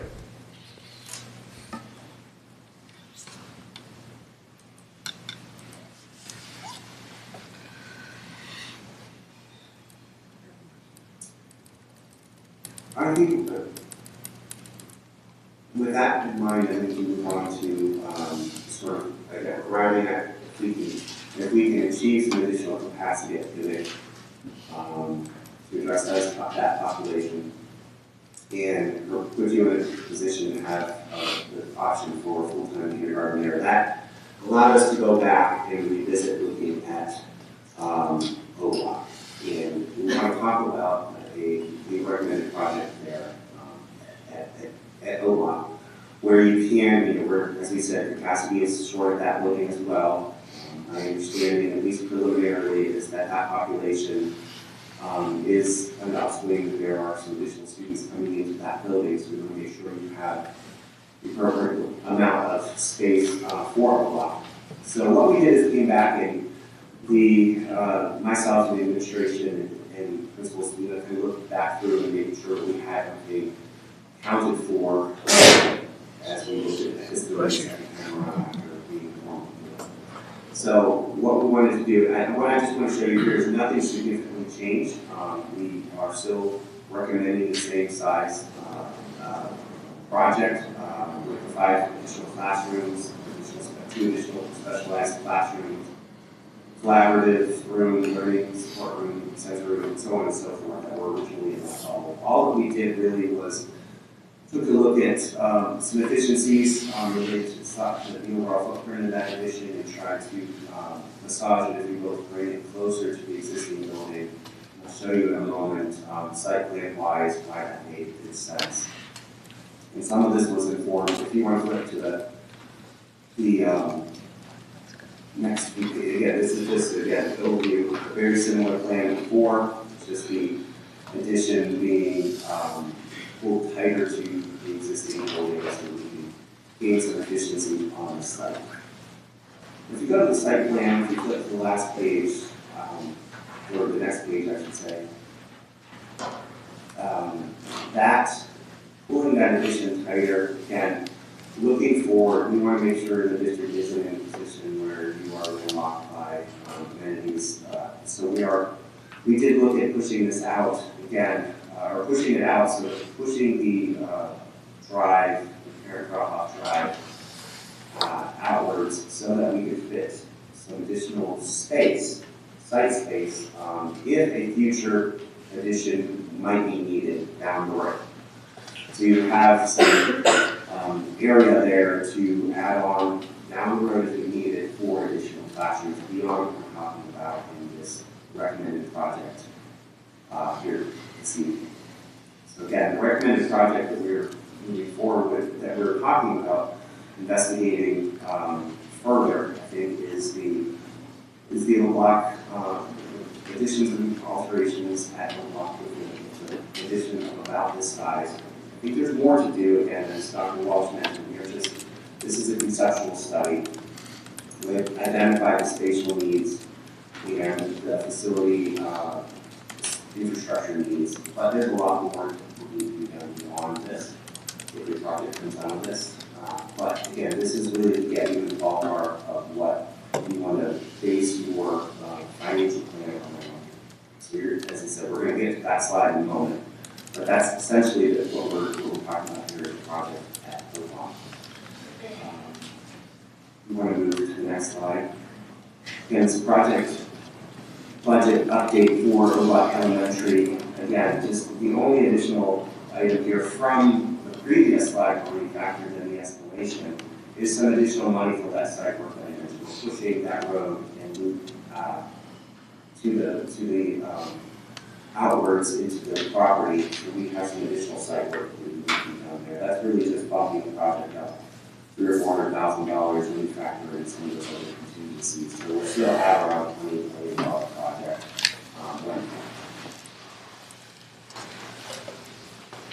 So, again, as we mentioned, there's still more to be discussed. I think the walkthroughs with the board will be very helpful for you to understand some of what we're talking about here with the major minor and modern renovations, throughout the building. I think that will help inform what we're talking about here. So it's very hard to read on a sheet of paper, but I think walking around the building will help. But it's understanding what we're talking about. The next slide really is just sort of next steps. I think as the board moves forward to consider projects. My understanding is when the PFM comes back to you, they're in or around that range of possible $30-35 million borrowing capacity for a budget of that size. And this O-Block project does fit within that. It's just over $28 million. That leaves some room possibly to consider for other, addressing some other needs. Maybe those are some of the higher priority items at middle school, the capital maintenance items. And, or there could be some desire to look at the additional capacity and some fraction of both of those. Yeah, just really just meant to kind of leave a lasting slide here to show where we think we may be headed in terms of your considerations. I don't know if Ryan or Dr. Walsh, if you have anything to add to the end of this slide here. Sure, just as next steps financially, I think one of the options previously presented from PFM was a $30 million option. And that is something that is viable, I would say. There's additional information I'll provide you a little later on that as well. But the capacity issue paired with the dollars made sense to look harder at O-Block. The Plum Middle School cost seemed difficult to manage within our debt capacity and our annual debt service. And that was another reason why we thought looking at O-Block and prioritizing that larger project was a little bit better of an option than prioritizing a bigger middle school project. And I think giving you some space, there's maybe some space 10 years down the line in our debt service where you could look at, is it this project, is it a different project in the middle school? I think there might be some additional conversations you could have to get that building a little bit further down the road and give you maybe some better options in that building. I'm sorry, my head's going to explode. The middle school has been shoved down and that can has been kicked so far. That building needs, I've sat through more of these presentations from more companies than I care to talk about. And I've seen more layouts and more design ideas. I have a whole closet full of them, legitimately, because I don't know what I'm supposed to do with this stuff, because no one ever tells you when you're not on the board what to do with it. The middle school needs addressed. And there's one other thing I want to ask, as we talk about these budget projections, and it's a word that no one in this room is going to want to talk about, but are we saving any money if we redistrict? And if we look at what that would look like, I know that that's not a popular option, but when you're talking about the taxpayers' money, we sometimes have to pick the unpopular option. But the middle school, to say in 10 years from now, we're going to kick that can 10 more years? Michelle, I don't disagree. I'm appalled. I don't disagree. Sorry, I'm appalled. There is additionally difficult choices. Mhm. When we looked at both of those projects, the amount of dollars related to both of those projects was unrealistic. Mhm. And that is a part of this process, is to be able to, you have to be able to make those difficult choices. And fully understand there's some significant needs at the middle school, and I think part of this is trying to figure out prioritizing some of those needs at the middle school and making sure they do get accomplished in the interim. And you can't redo that whole building and another building at the same time. And the elephant in the room of kindergarten. Sure. I'm just saying, I'd like to know how you much can't kick space is the in this can. building. I want to know how much space is in this building. Can we maybe put a kindergarten center in this building? Is it ideal? No. But is it a safe alternative? Yes. Again, you cannot kick the can 10 more years for the middle school. You absolutely cannot. And I will literally pull out every bit of information and bring it to all of you to take a look at. And every single presentation, I want a second opinion on all of this. Okay. You mentioned about, is there capacity here at the high school? Could we fit kindergarten here? It would result in a fourth bus run. So there's ripples to that decision. I get that. We need buses, we need bus drivers, because I'm not imagining we're going to have 5-year-olds riding the bus with 15 to 18-year-olds every morning to the high school. So looking at the directive we were given in regards to moving towards kindergarten, that is what was presented this evening. In regards to this, we believe that this is the best option at this point in order to move in that direction. I hear you loud and clear in regards to the middle school. I would love to have the opportunity to build a new middle school.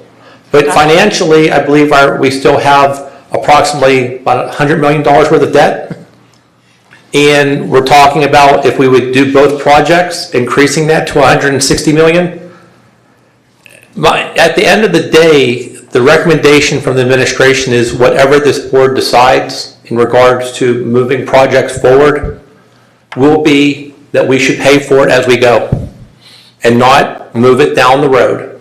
Because all that does is result in higher millages for our taxpayers and balloon payments. So we're moving in the direction that we were given, and we're trying to do it in a fiscally responsible way.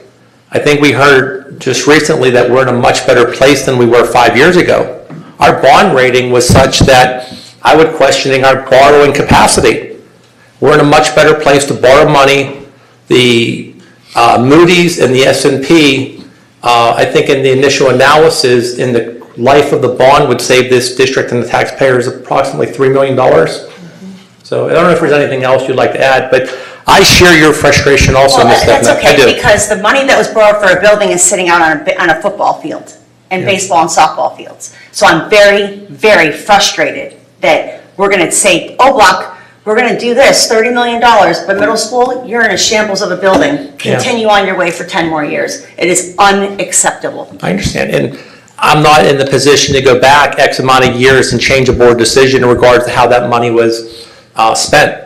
We're working with the conditions that we have in front of us today. This was the first opportunity to put something in front of this board. I think as we go through this process, as I explained before, of getting into the buildings, having these conversations, and I think our goal is hopefully we can find a win-win. I would like a second opinion on all of it. I understand. And I'll bring everything for everybody to see over the years of countless presentations. Yeah, so that's one phase. I think the financial piece will be better laid out of what we can afford in January. But the piece of the puzzle is the demographic study. What that data tells us, this is just my gut feeling. We're paying Davis Demographics to give us their educated opinion in regards to projected enrollments. But I started to see at Pittsburgh Elementary us for the first time in a few years going from 7 sections to 6 sections. I would be very curious to see what the projections are 3-5 years out, because that changes the entire conversation in this in regards to capacity at Pittsburgh. If that may naturally occur, we may not have to make any additions in that building. But I am concerned about O Block Elementary. Parkside Estates filters in that building. Mr. Shopke, the neighborhood that's going right behind your neighborhood with 300 units. I hear some days that it's happening, some days it's not. But that neighborhood will also filter into O Block, and there is a capacity concern in that building. So there's a lot of great conversations to be had, but I think we're all on the same page as we want to find a solution to, bring back what I heard is the opportunity for full-day kindergarten. Or we look at another elementary school, maybe that's cheaper. Or, Sorry, yeah. but maybe that's The cheaper. cost to build a brand new building of any nature is going to be much more significant than these costs you've seen today. Yeah. So I know that's a lot for the board to digest, but this is just the beginning of the conversation. Next, we come back right after the break on the 9th. We're going to have more conversations about this. So I'm not sure. Is there anything else, Mr. Manzer, that you'd like to add? I just really wanted to thank Hayes Design, even Rob himself, for getting through the presentation successfully. He's not feeling well, but they spent a lot of time and engaged a lot of people in this process, and we're thankful for their efforts for sure. And while we're here, Miss Fight has stayed for the presentation. Dr. Zarmak is here. I don't know if Miss Fight is, and I'm putting you on the spot for an impromptu speech, but if there's something that from your perspective that you would like to share that maybe wasn't covered, or just your day-to-day experiences. I mean, I think that HVAC is the #1 issue that resonates in my building in terms of keeping a steady climate and a comfortable environment. We also have students with some significant needs, so managing the temperature is extremely important for them medically in many cases. And I think just capacity in general. We have a lot of outside providers that come in and provide services to our students. We have services that we offer through the district. We don't have space for them to conduct these services, and they deserve a private space and not a hallway, because we don't have room for them to work effectively with students. So I think that that's just my biggest concern, is air quality and size. We continue to grow. In addition to housing the specialized classrooms, we also service all of the ESL population. So those students come to our building as well. You start adding those numbers together, you get sections of students. So it is something that is concerning for me as Parkside continues to grow. And we have a lot of out-of-state students coming into our building. So I'm not sure where those folks are landing, but clearly it's in our zone. And I didn't recognize Mr. Gautner with the beard in the back, and I wasn't wearing my glasses. Yeah. Mr. Gautner, is there anything you would like to add, and then we'll go to Dr. Zarmak?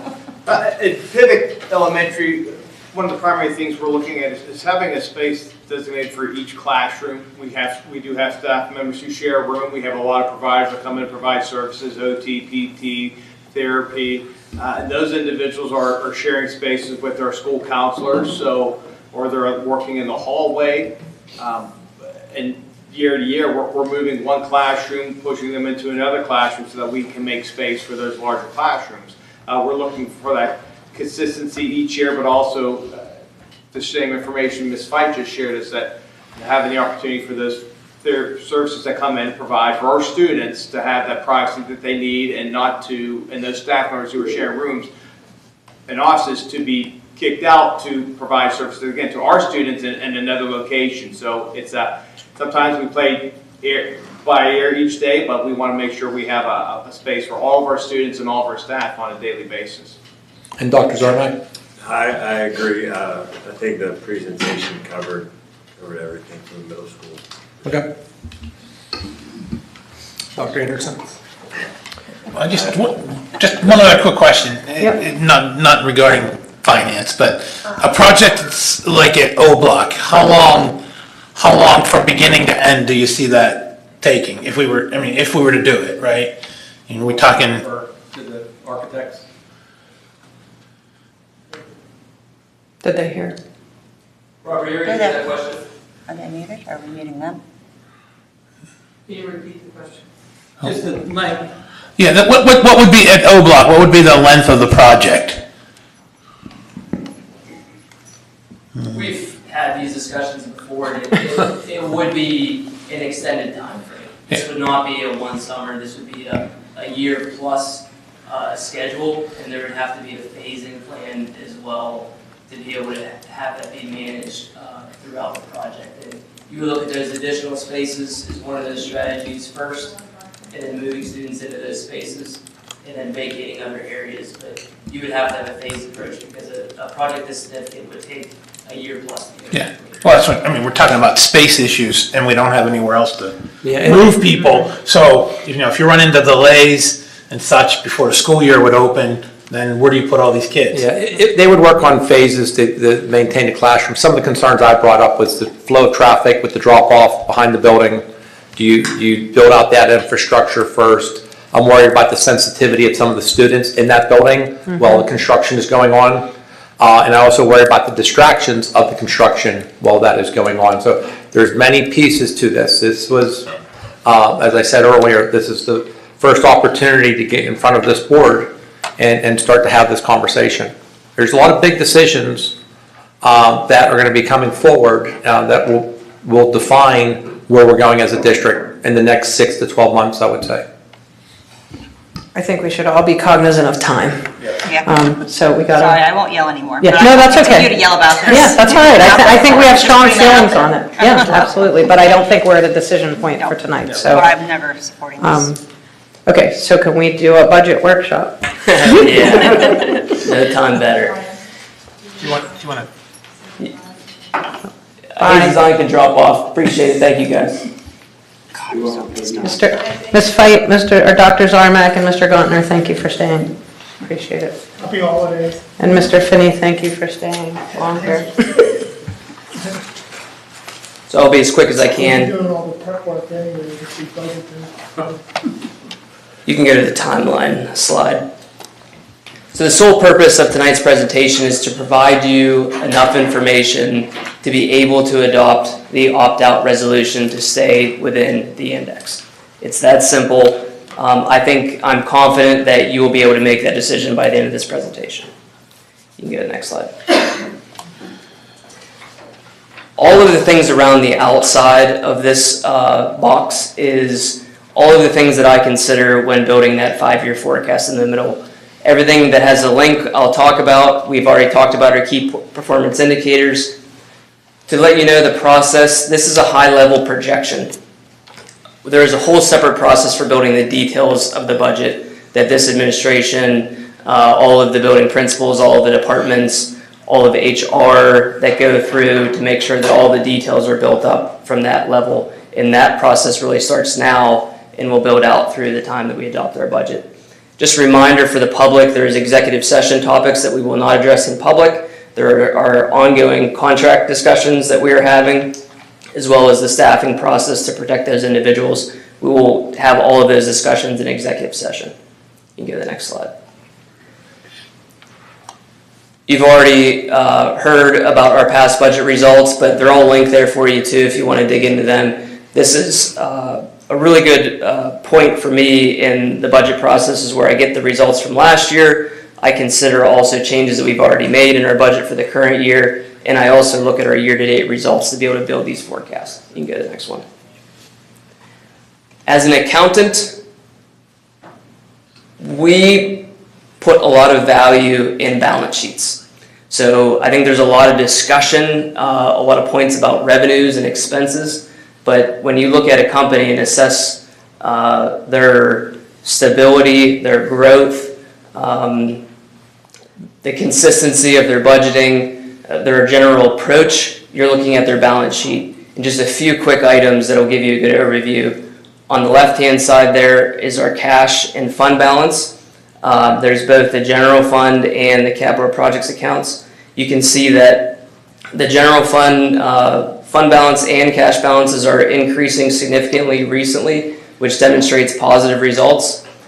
As well, you'll see that the green and the yellow lines are capital projects. We don't actually keep any funds in capital project, any cash funds. They're all kept in the general fund. But you will see that over the last year plus 2 years, I would say, is we've been adding to that fund balance. And the key difference there is that previously those funds were added via debt. and we've used those funds for various projects. We are now adding funds via cash. So the savings in the general fund, every year, that variance between budget and actual, we're moving that over to the capital projects fund. And that is fund balance that's being generated through our own savings, which is a really important approach. On the top right-hand side, you'll see the fund balance as a percent of the next year budget. Our KPI is set at 25%, and we are progressing aggressively towards that number. Taking a conservative approach in our fund balance targets and adding into our fund balance is the reason why our credit ratings have increased, and it will be the reason why we get really good performance on debt issuance moving forward. And that also includes refinance opportunities. So the market isn't great right now to go out and refinance, but we will get a better mark down on those rates than we did in the past. And then also just keep an eye on your total debt balance. It has been decreasing. We just haven't been borrowing, and we've been paying off our debt on schedule every year. You can go to the next slide. So, of course, we just talked a lot about these projects that we have pending. Also, that capital project plan, there's a lot of projects in all of our other buildings. We've been focusing on a couple of these buildings, but there is a lot of projects, and that plan needs a lot of work, and we've been working on it. And we're going to come back and show the board all of those needs in all of our buildings over the next several years. And for me, it's unstated, but is a recommendation from our financial advisors, is that we should target about 10% of our expense for our debt service, annual debt service. And we are above that mark, and it is certainly a challenge to get it down. I would love to put together a debt reduction plan, but that is very difficult to do, and over time, it needs to be something that we really monitor. And when we're looking at these capital projects, we can't simply just do a project, add additional debt, and not be able to pay for it. I've seen far too many districts get in trouble doing that and trying to catch up after the fact. We need to make sure that we effectively plan for any of these, especially these large projects. We really have to plan, and from our cash savings as well in capital projects, you have to pay for a portion or all, especially if they're small projects, all of the portion in cash savings, not debt borrowings, and that will allow you to continue that debt reduction plan over the long run. You can go to the next one. So just a hot topic really is inflation. These are the same graph, same information, just stated in two different ways. On the left is the change in inflation from year to year. You'll see the recent spike that we've had towards the middle there of that, on the right-hand side of the left-hand side. And that, 8% inflationary rate was very dramatic, and now it's come down a little bit, but the increase remains. So the graph on the right-hand side is the cumulative effect of inflation. And you'll see the corresponding jump in inflation. So inflation didn't go down. The rate just decreased. So that 8% increase that we saw last year remains in our budget. And so you just add on top of that another 2%, another 3%. And if there's a cumulative effect of these annual increases in inflation. You can go to the next slide. State and federal funding, you can see on the left-hand side state funding and the portion of local revenue, really, that really supports our budget. We talk a lot about federal funding. You'll see the federal funding cliff that we're sort of forecasting on the right-hand side is that we expect the federal funding to return to those 2018 levels. But you'll see, we make our budget on local revenue. And we haven't seen any dramatic increase, maybe even a decrease as a portion of our budget from the state. And then we're also going to see a decrease now from the federal government. And it is a well-known in Pennsylvania school districts that your local taxpayers make or break your budget. Next slide. Tax rate comparisons. I just wanted to show you that this specific graph has not been updated for the current year from the state, but it shows you an approach. So you can have an approach to various districts that we compare against can increase their tax rate a little bit every year. Others, because they've had really good local performance and their assessed values are increasing, they can maintain their tax rate. And some have to do a mix of both. And that's traditionally what we've done in the past, is we've been a mix of both. We've tried to keep it level for as long as we can, and then we do a jump. And I think there's been a lot of good discussion about possibly changing our approach in the future, is doing incremented tax increases to be able to not make a dramatic jump all at one time. If you have the time, if you click on the Allegheny County's that link down at the bottom, that is current year data, and there's some really good pieces of information there about how we compare against all of the other Allegheny County schools. And the one thing to look at in there is our cost per student is, you can look at it two ways, I suppose, but one of the lowest in the county. And that is a KPI as well. It's a little bit different. It's revenue per student, but we're very responsible in our spending. But you can also look at it another way. As the number one school district invests a lot in their students, and there's always two ways to look at that data. It's always tough to rank is who's number one and who's last. But we are very responsible in our spending, and you can see it in that data if you have the time to sort of comb through it. You can go to the next slide. This is current year tax rate analysis. This shows you what will happen if there is no change, $16,000 added to our revenue, or if you have a full index change, which is $2.5 million to our bottom line. And you also see too, I think, a really good number, because a lot of people have monthly escrow accounts or can equate it to a regular monthly bill that they get, is that bottom line is a monthly increase. So anywhere from, of course, $0 to $15 a month would be the index increase. And just one of those things to keep in mind, the federal funding that's falling off is $1.2 million, somewhere around there. So that's the index increase that you see, the 3.6.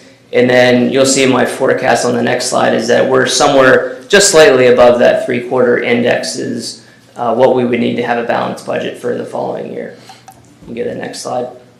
So this is a model I sort of rebuilt, and there's some limitations with our old model, and I wanted to pull out some key figures in here. And so there's a lot of assumptions that go into forecasting, and a lot of adjustments that I make on a one-year basis. That's based off of the actual results in the past plus year to date, and I make those changes in the 24-25 projection, and then I use a set of assumptions to roll that forward for the next 4 years. And so you'll see a kind of a bigger change in 24-25 in some of these categories, and then a pretty consistent change as you go to those out years. You'll see the federal revenue drop in the 24-25 due to the expiration of those federal funds, COVID-related dollars. And on the expense side, just pointing out and pulling out, I always pull out 4 categories: salary, PESers, medical, and debt. It's very interesting to look at those figures, is because 3 of those figures directly relate to personnel. And I jotted down some figures, that's 84% of the budget that's projected in 24-25. And then when you include debt, that's 96% of our budget. So if you're talking about something that is not salaries, PESers, medical, or debt, you're only talking about 4% of our budget. Now we do a lot of work on that 4% to make sure that it's, that's impactful to students and is the resources that we're providing to students. And the principals and all the departments really care a lot about that money, but when it comes down to it, is we are a people business, and also we have big facilities that have a lot of debt associated with them, and that is 96% of our budget.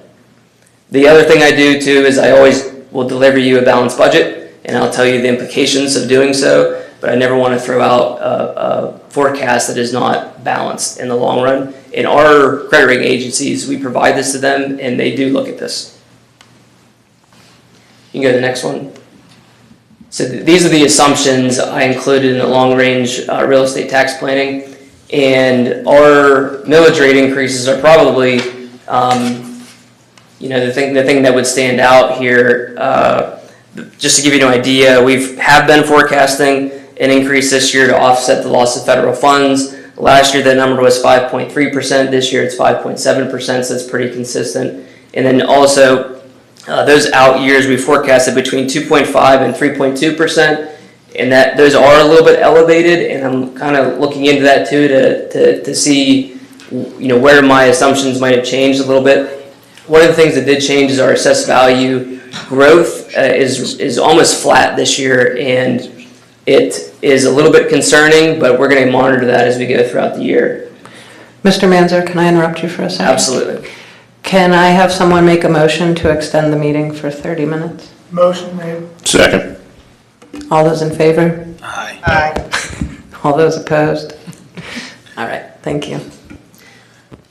The bottom line on this to look at as well, it's the same, very similar as I've had the 1 year, is that you can look at those monthly increases that you would see in the years moving forward. So anywhere from $12 to $8 a month is what it would take to deliver on this plan.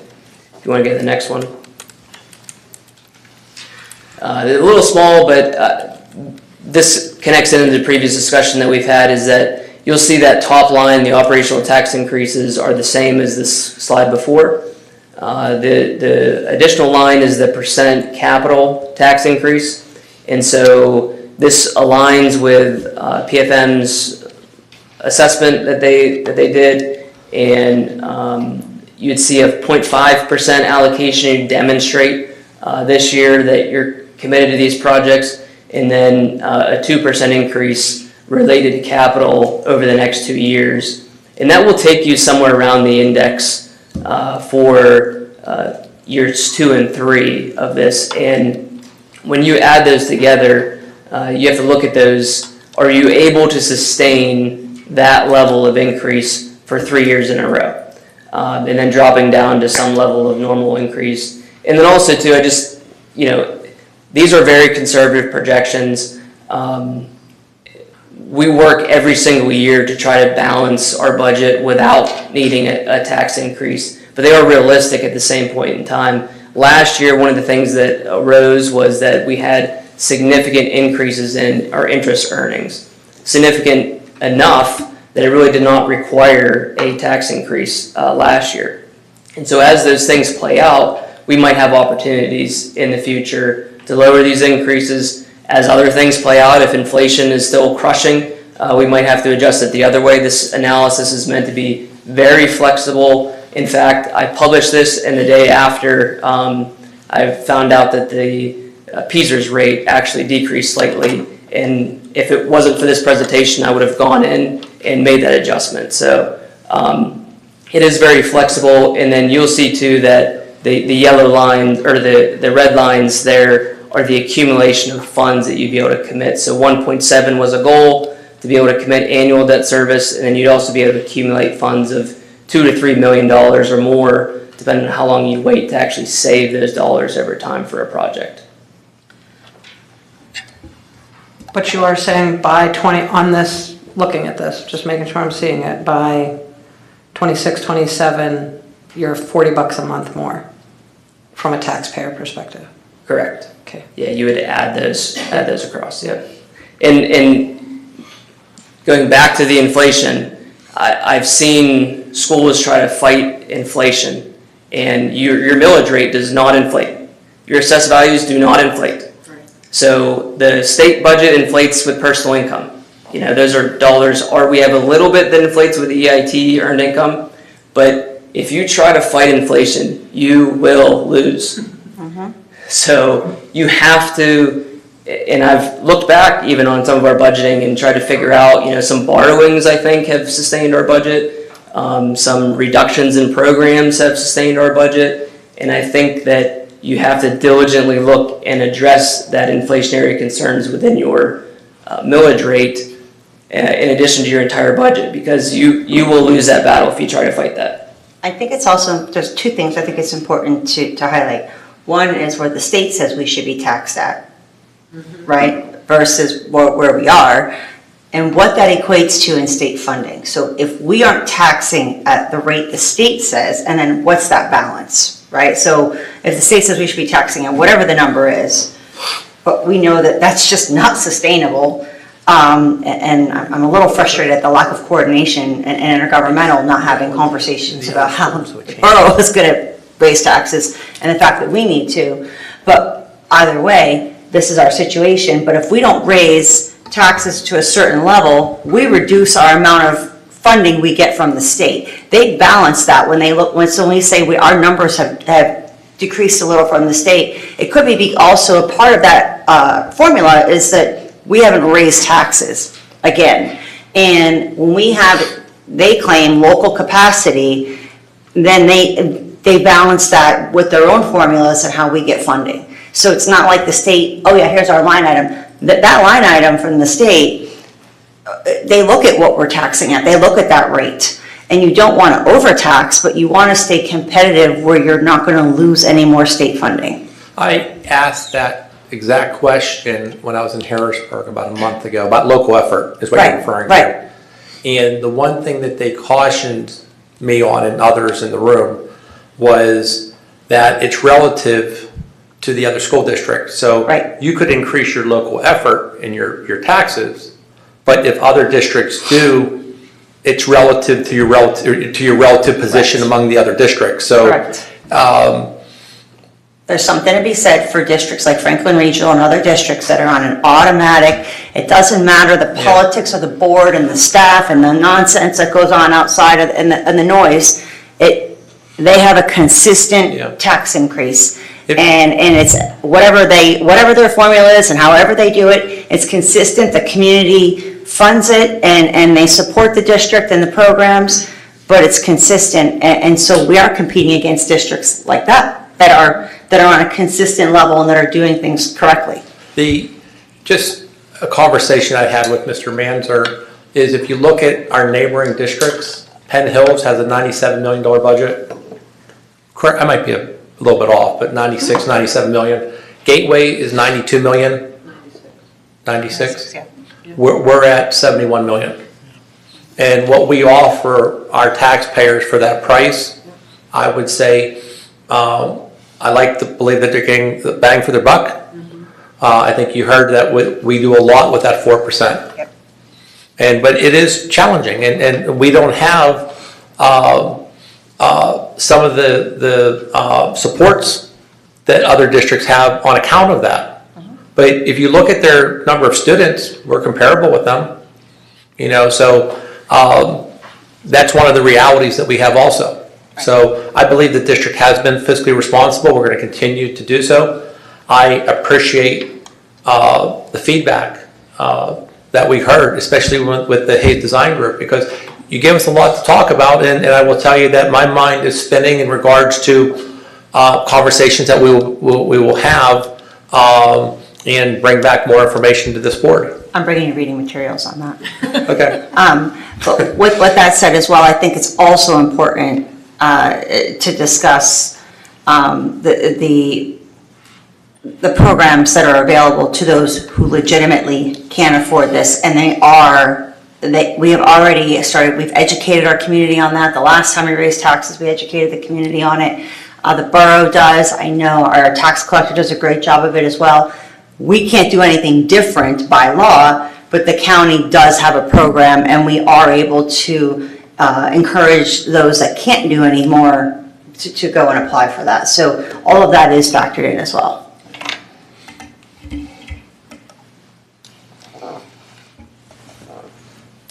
Anything else? Mr. Manzer? I appreciate the time. I appreciate your succinct brevity. I'm not going to yell at you anymore tonight either. So. I think you have a couple more items. Yeah, we have a couple more financial items.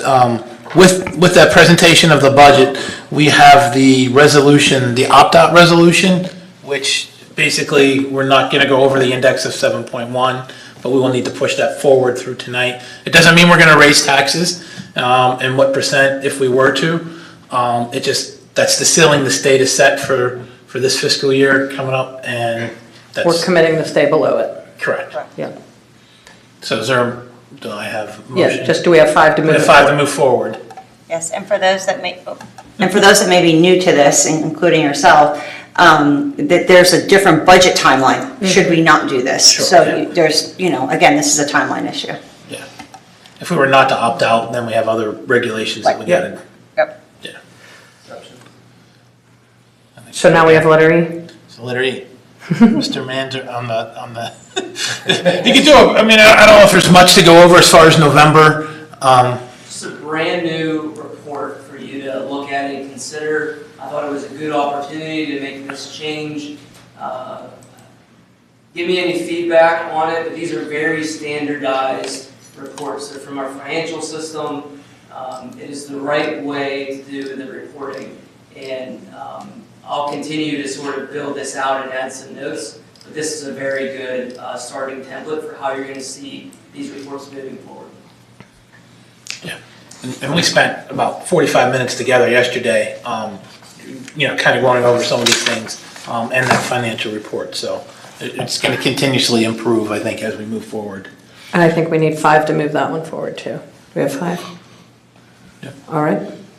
And the last item under the finance is the resolution to do the joint purchasing agreement with the AIU. Annually. 5 to move it forward? All right. And do you have a report?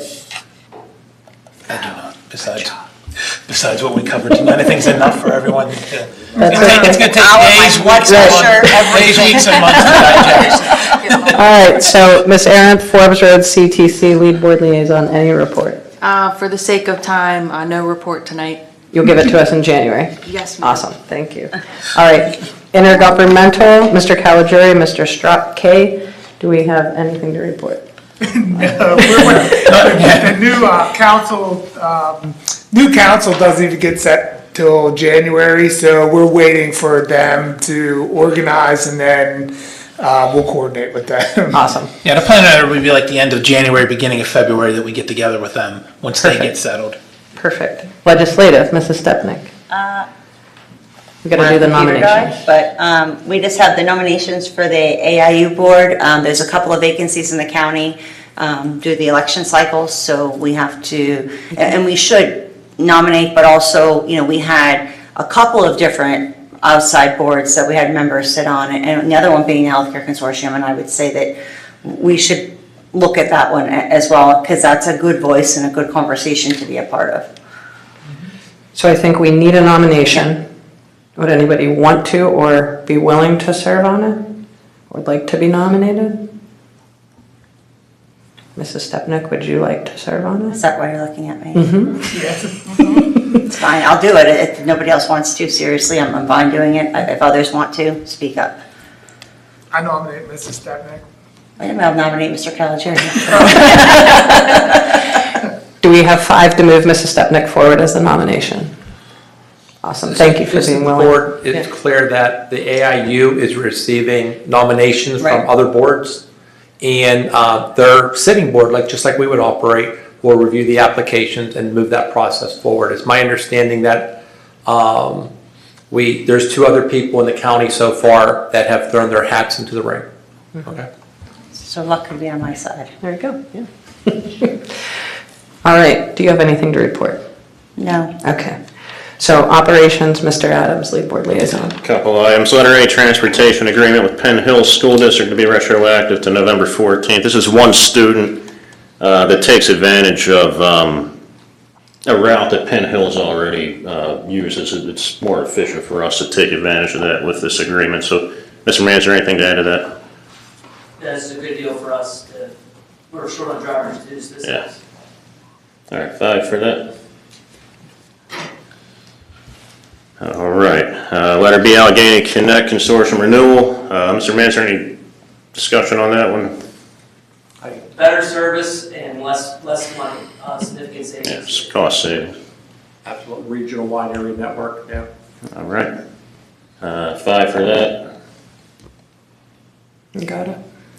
All right. And letter C, amend March 28th board motion 14.A.2 maintenance vehicles due to a price increase of $3,189.22 over the approved quoted price.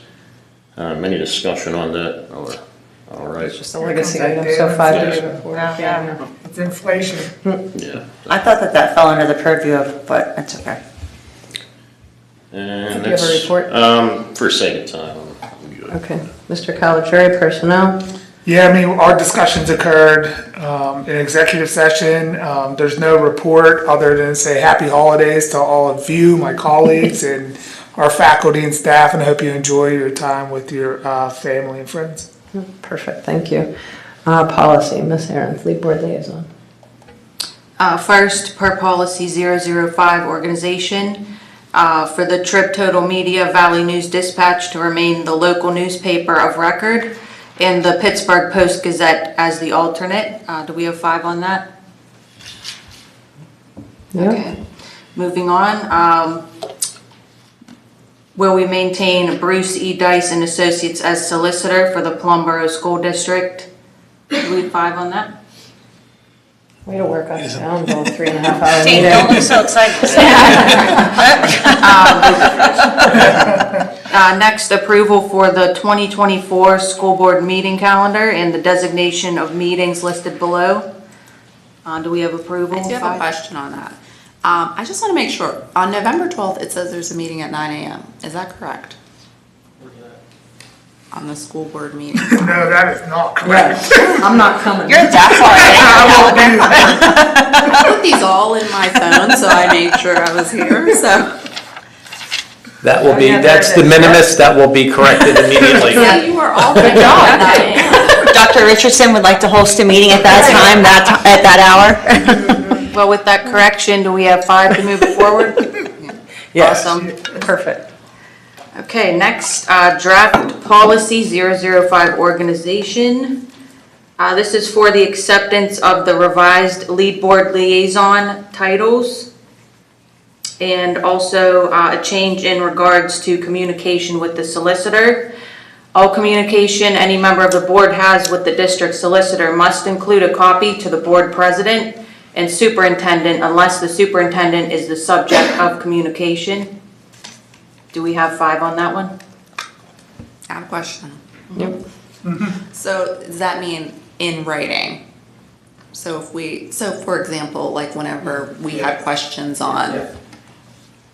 The solicitor's here to move district business forward, and if there is district business, the board leadership and myself need to be aware of the conversation so that we're all rowing together. Yep. But if I'm the subject of the conversation, then I'm not included if it's, my evaluation or any of the other board business that might be associated with it. I can say invariably, these items always end up as the entire administrative team helping out, so this just speeds up the process.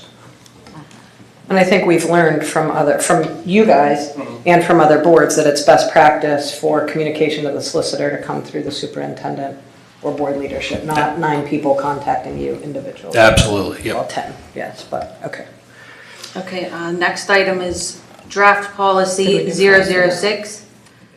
This was. Did we do 5 for 005? Do we have 5 to move 005 Also, forward? no, I have another question. Is this where we talk about President pro tempore? Is that in? I think it is in this one, but I think in the interest of correcting policy, we didn't do it in this month's, but we can do it, and we know that needs to be addressed, but it's not coming up for another year. You know what I mean? You're not gonna need Yeah, that that's position. something we're definitely gonna revisit. Yeah. Absolutely. Yeah. I can say we've talked about revisiting that, and that's actually not going to come up for another 2 years because there won't be an election, but we'll make sure we correct that in the interim. Yep. Thank you. Perfect. Okay, so we had enough to move that one forward? Yep. Okay. Draft policy 006. This change would adjust the time limit for citizens' comments to 3 minutes. Do we have 5 on that one? Hard no. Hard yes. I'm sorry, we don't have enough people that come and speak that we're gonna turn around and tell the public, we're not cutting back your time after the last 2 years, you've had 5 minutes. Not enough people even come to speak, and if there is a heated topic, so many people have said they feel rushed. I'll add to this. Part of the recommendation was doing an external review and looking at other districts, and what we found is that most are 2 minutes. Some districts cap all public comment to 1 hour. Part of, you heard me talk about being transparent. How we're operating now, I find it to be a challenge and frustrating for community members that want to speak on a non-agenda item and have to sit there like for this evening for 2 hours and 15 minutes.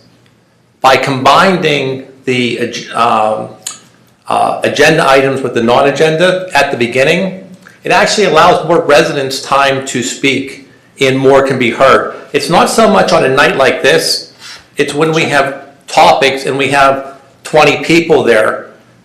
With 5 minutes, it's going to limit the community voice. 3 minutes, I believe you have enough time, just my opinion, enough time to state your concern.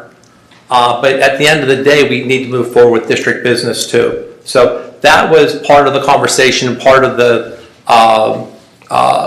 external review and looking at the recommendation was to combine the public comment and give community members upfront access to this board to speak to talk about the concerns they have, but go back to what is considered standard practice in most districts to 2 to 3 minutes.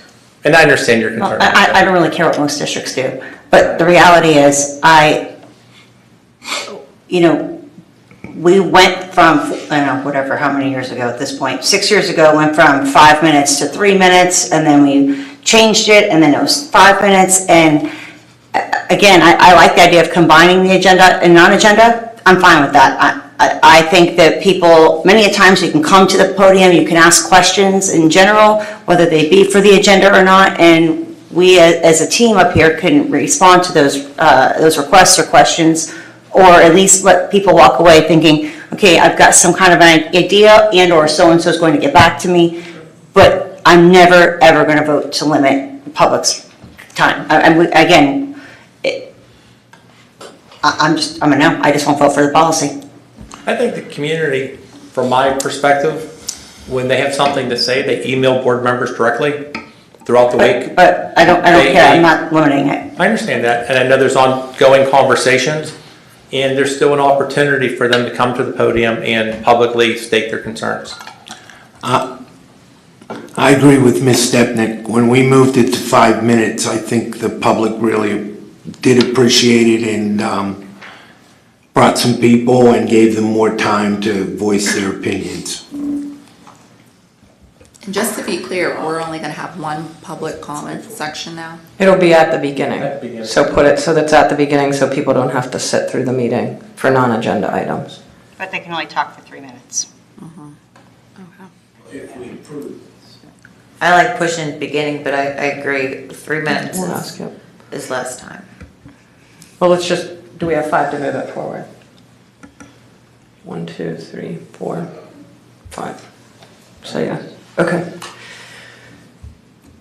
Okay, moving on to item D, draft policy 706.1, disposal of equipment. The modification to this policy allows the superintendent to appoint a designee to handle decisions regarding the disposal of equipment. Mr. Manzer. That's the designee? Yes. Parenthetically, Mr. Manzer. All right, do we have 5 on that one? Is that a once a year, like we have to decide, or that's just policy? ongoing. It's just policy forward? We have textbooks, we'll see if there's value, we have a process, but there's items that we have in storage that they have no value, and just to go through the process of being able to dispose them and be public and transparent about it. Okay, and it looks like last we have draft policy 907 regarding school visitors. I'm actually gonna turn this one over to Ms. Sedlak.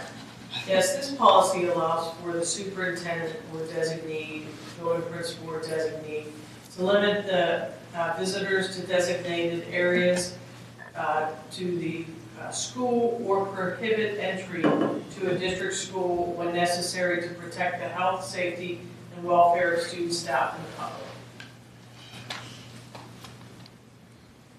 public. Pretty straightforward. Do we have 5? Okay. Okay. Should be all for me. Do you have a report? Give a report. Do you want one? Nope. All right. No report tonight. And bringing up the rear, Mrs. Stepnick, Student Services. Really quickly, Dr. Boyers, Ms. Sedlak, and myself are going to sit down and sort of shape what that's going to look like and set an agenda and some tasks. So that's going to be, I think, on Thursday before I have to dress you up and then. I appreciate it. Thank you. Well, he shows up every year to the Make-A-Wish and it just, like, he's not Christmassy, he's not holiday-like, it's terrible. You have a big lift with student services. I'm very excited. There's a lot of work with the special ed plan, Yep. the pupil services review, and looking K-12 of how we offer support. So there's a lot of heavy lifting. I know that there's not anything on the agenda, but there's many items. Yeah, no, I know. So once they catch me up and we can, start to set the move forward. goals, right, and then we'll go forward. Okay. We're going to move right into the action meeting. Just to remind everyone, it's going to be a consent agenda, a full consent agenda. So if there are items that you are wanting to vote against or that you want to abstain from, after we take the consent agenda, we'll let Ms. Macro go around however you see fit to collect those. And you'll just need to give the Roman numeral letter and number. Good? So, item 1, recommend approval to accept and resolve the following. Items 2 through 11 as listed. Is that right? What do I need to do? Ask for a motion. Oh, can I have a motion? I was going to do that. I think somebody would say on behalf of the board. I'll make that motion. Thank you. Second. Doesn't matter. Those in favor? Yay. Yay. Yay, yay. I think we say yay, and then we say no, and then then we say those who are no's go around. I made the motion. First, second. Yeah, that's what I mean. Those in favor would be aye, and to the whole thing. Yeah. And then those opposed to the whole thing, and then those abstained to the whole thing. And then we'll go around the room, and if you have specific no's or abstentions, you can give them, right? Okay. So if they are in favor of everything but one thing, are they still saying yay? Yes. Yes. So those in favor, yay? Yay. However you want. All right, so the nays to the whole thing? Okay, so now Mrs. Macro, can you go around and collect the no's and abstentions? Yes. Individual no's, we'll start with Mr. Shrubby. I don't have any. No. Policy 6, no. So that's item 10C, sorry. 10C, right? 11. Yeah, 11C, 11C. sorry. My computer died. I don't have any. None. None. 11C.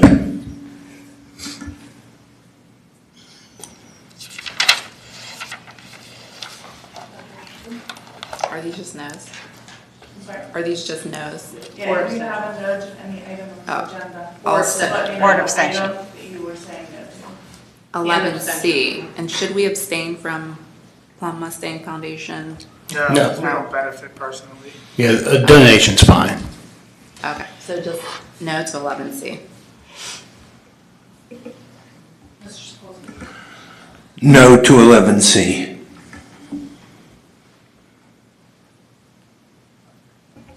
All right, we did have 4 no's on one agenda item, but it still passed with majority of 5. Any abstentions to anything? All good. So for tonight, citizens' comments on non-agenda items. You two delightful ladies. You Don't good? talk. Okay, then upcoming public meetings, discussion meeting Tuesday, January 9th at 7 PM in the library. Action voting meeting Tuesday, January 23rd, 7 PM in the library. Do I have a motion to adjourn? Motion. Second? Aye. Abstain. Shut up, Mike. That'll be double sets of lights for you on Thursday. Can I do anything to help you guys get out of here faster? Is there anything? Can I help you with anything? I don't think you would learn your lesson. I tried to get through it all myself. You did a great job. Thank you. No, you're very passionate. Oh, I'm very pissed off about the middle school. Sorry, that's just life. Like, this is how I operate. Go drink a glass of wine and we'll be back next week. And I'll yell about it too. And I'm gonna bring everybody reading material, put them on file. I know, I think I gave Thanks, mine. Ryan. Heavy lift on the first one. Yeah. Now we're back to the initiation. Welcome. Like I said, like, let's say you have 10 years, and he's looking for an opportunity. I just always got this network, so I was like, yeah, bring it up. Yes, happy holidays, everyone. Same to you. Yeah, they have meetups all over the country, yeah, all over the world. I have friends who run. All right, you too, thank you. Japan. Thank you. Have a good holiday You too. too. Likewise, thank you. Me too. I wish I would have been a smarter kid. Well, you know Kevin Axel. Yeah. That's my guy. I mean, we played ball together and stuff, and so like, you know, I went down one day and was like, hey, Kev, please don't bring it in that there's more to hockey than being on the ice. Next thing I know, we're walking down the halls, he's flipping pucks to him, then we're shaking hands for coffee, like, I did. Did I do anything wrong reading that out? No. Okay, please, give me. Let me shake your hand, by the way. Your brother, it was nice to see some professionalism like that. You did fantastic. Yeah, just let me know if you ever have any questions, just reach out to me. I'm happy to Okay, help. will do for sure. Huh? You like that? Yeah.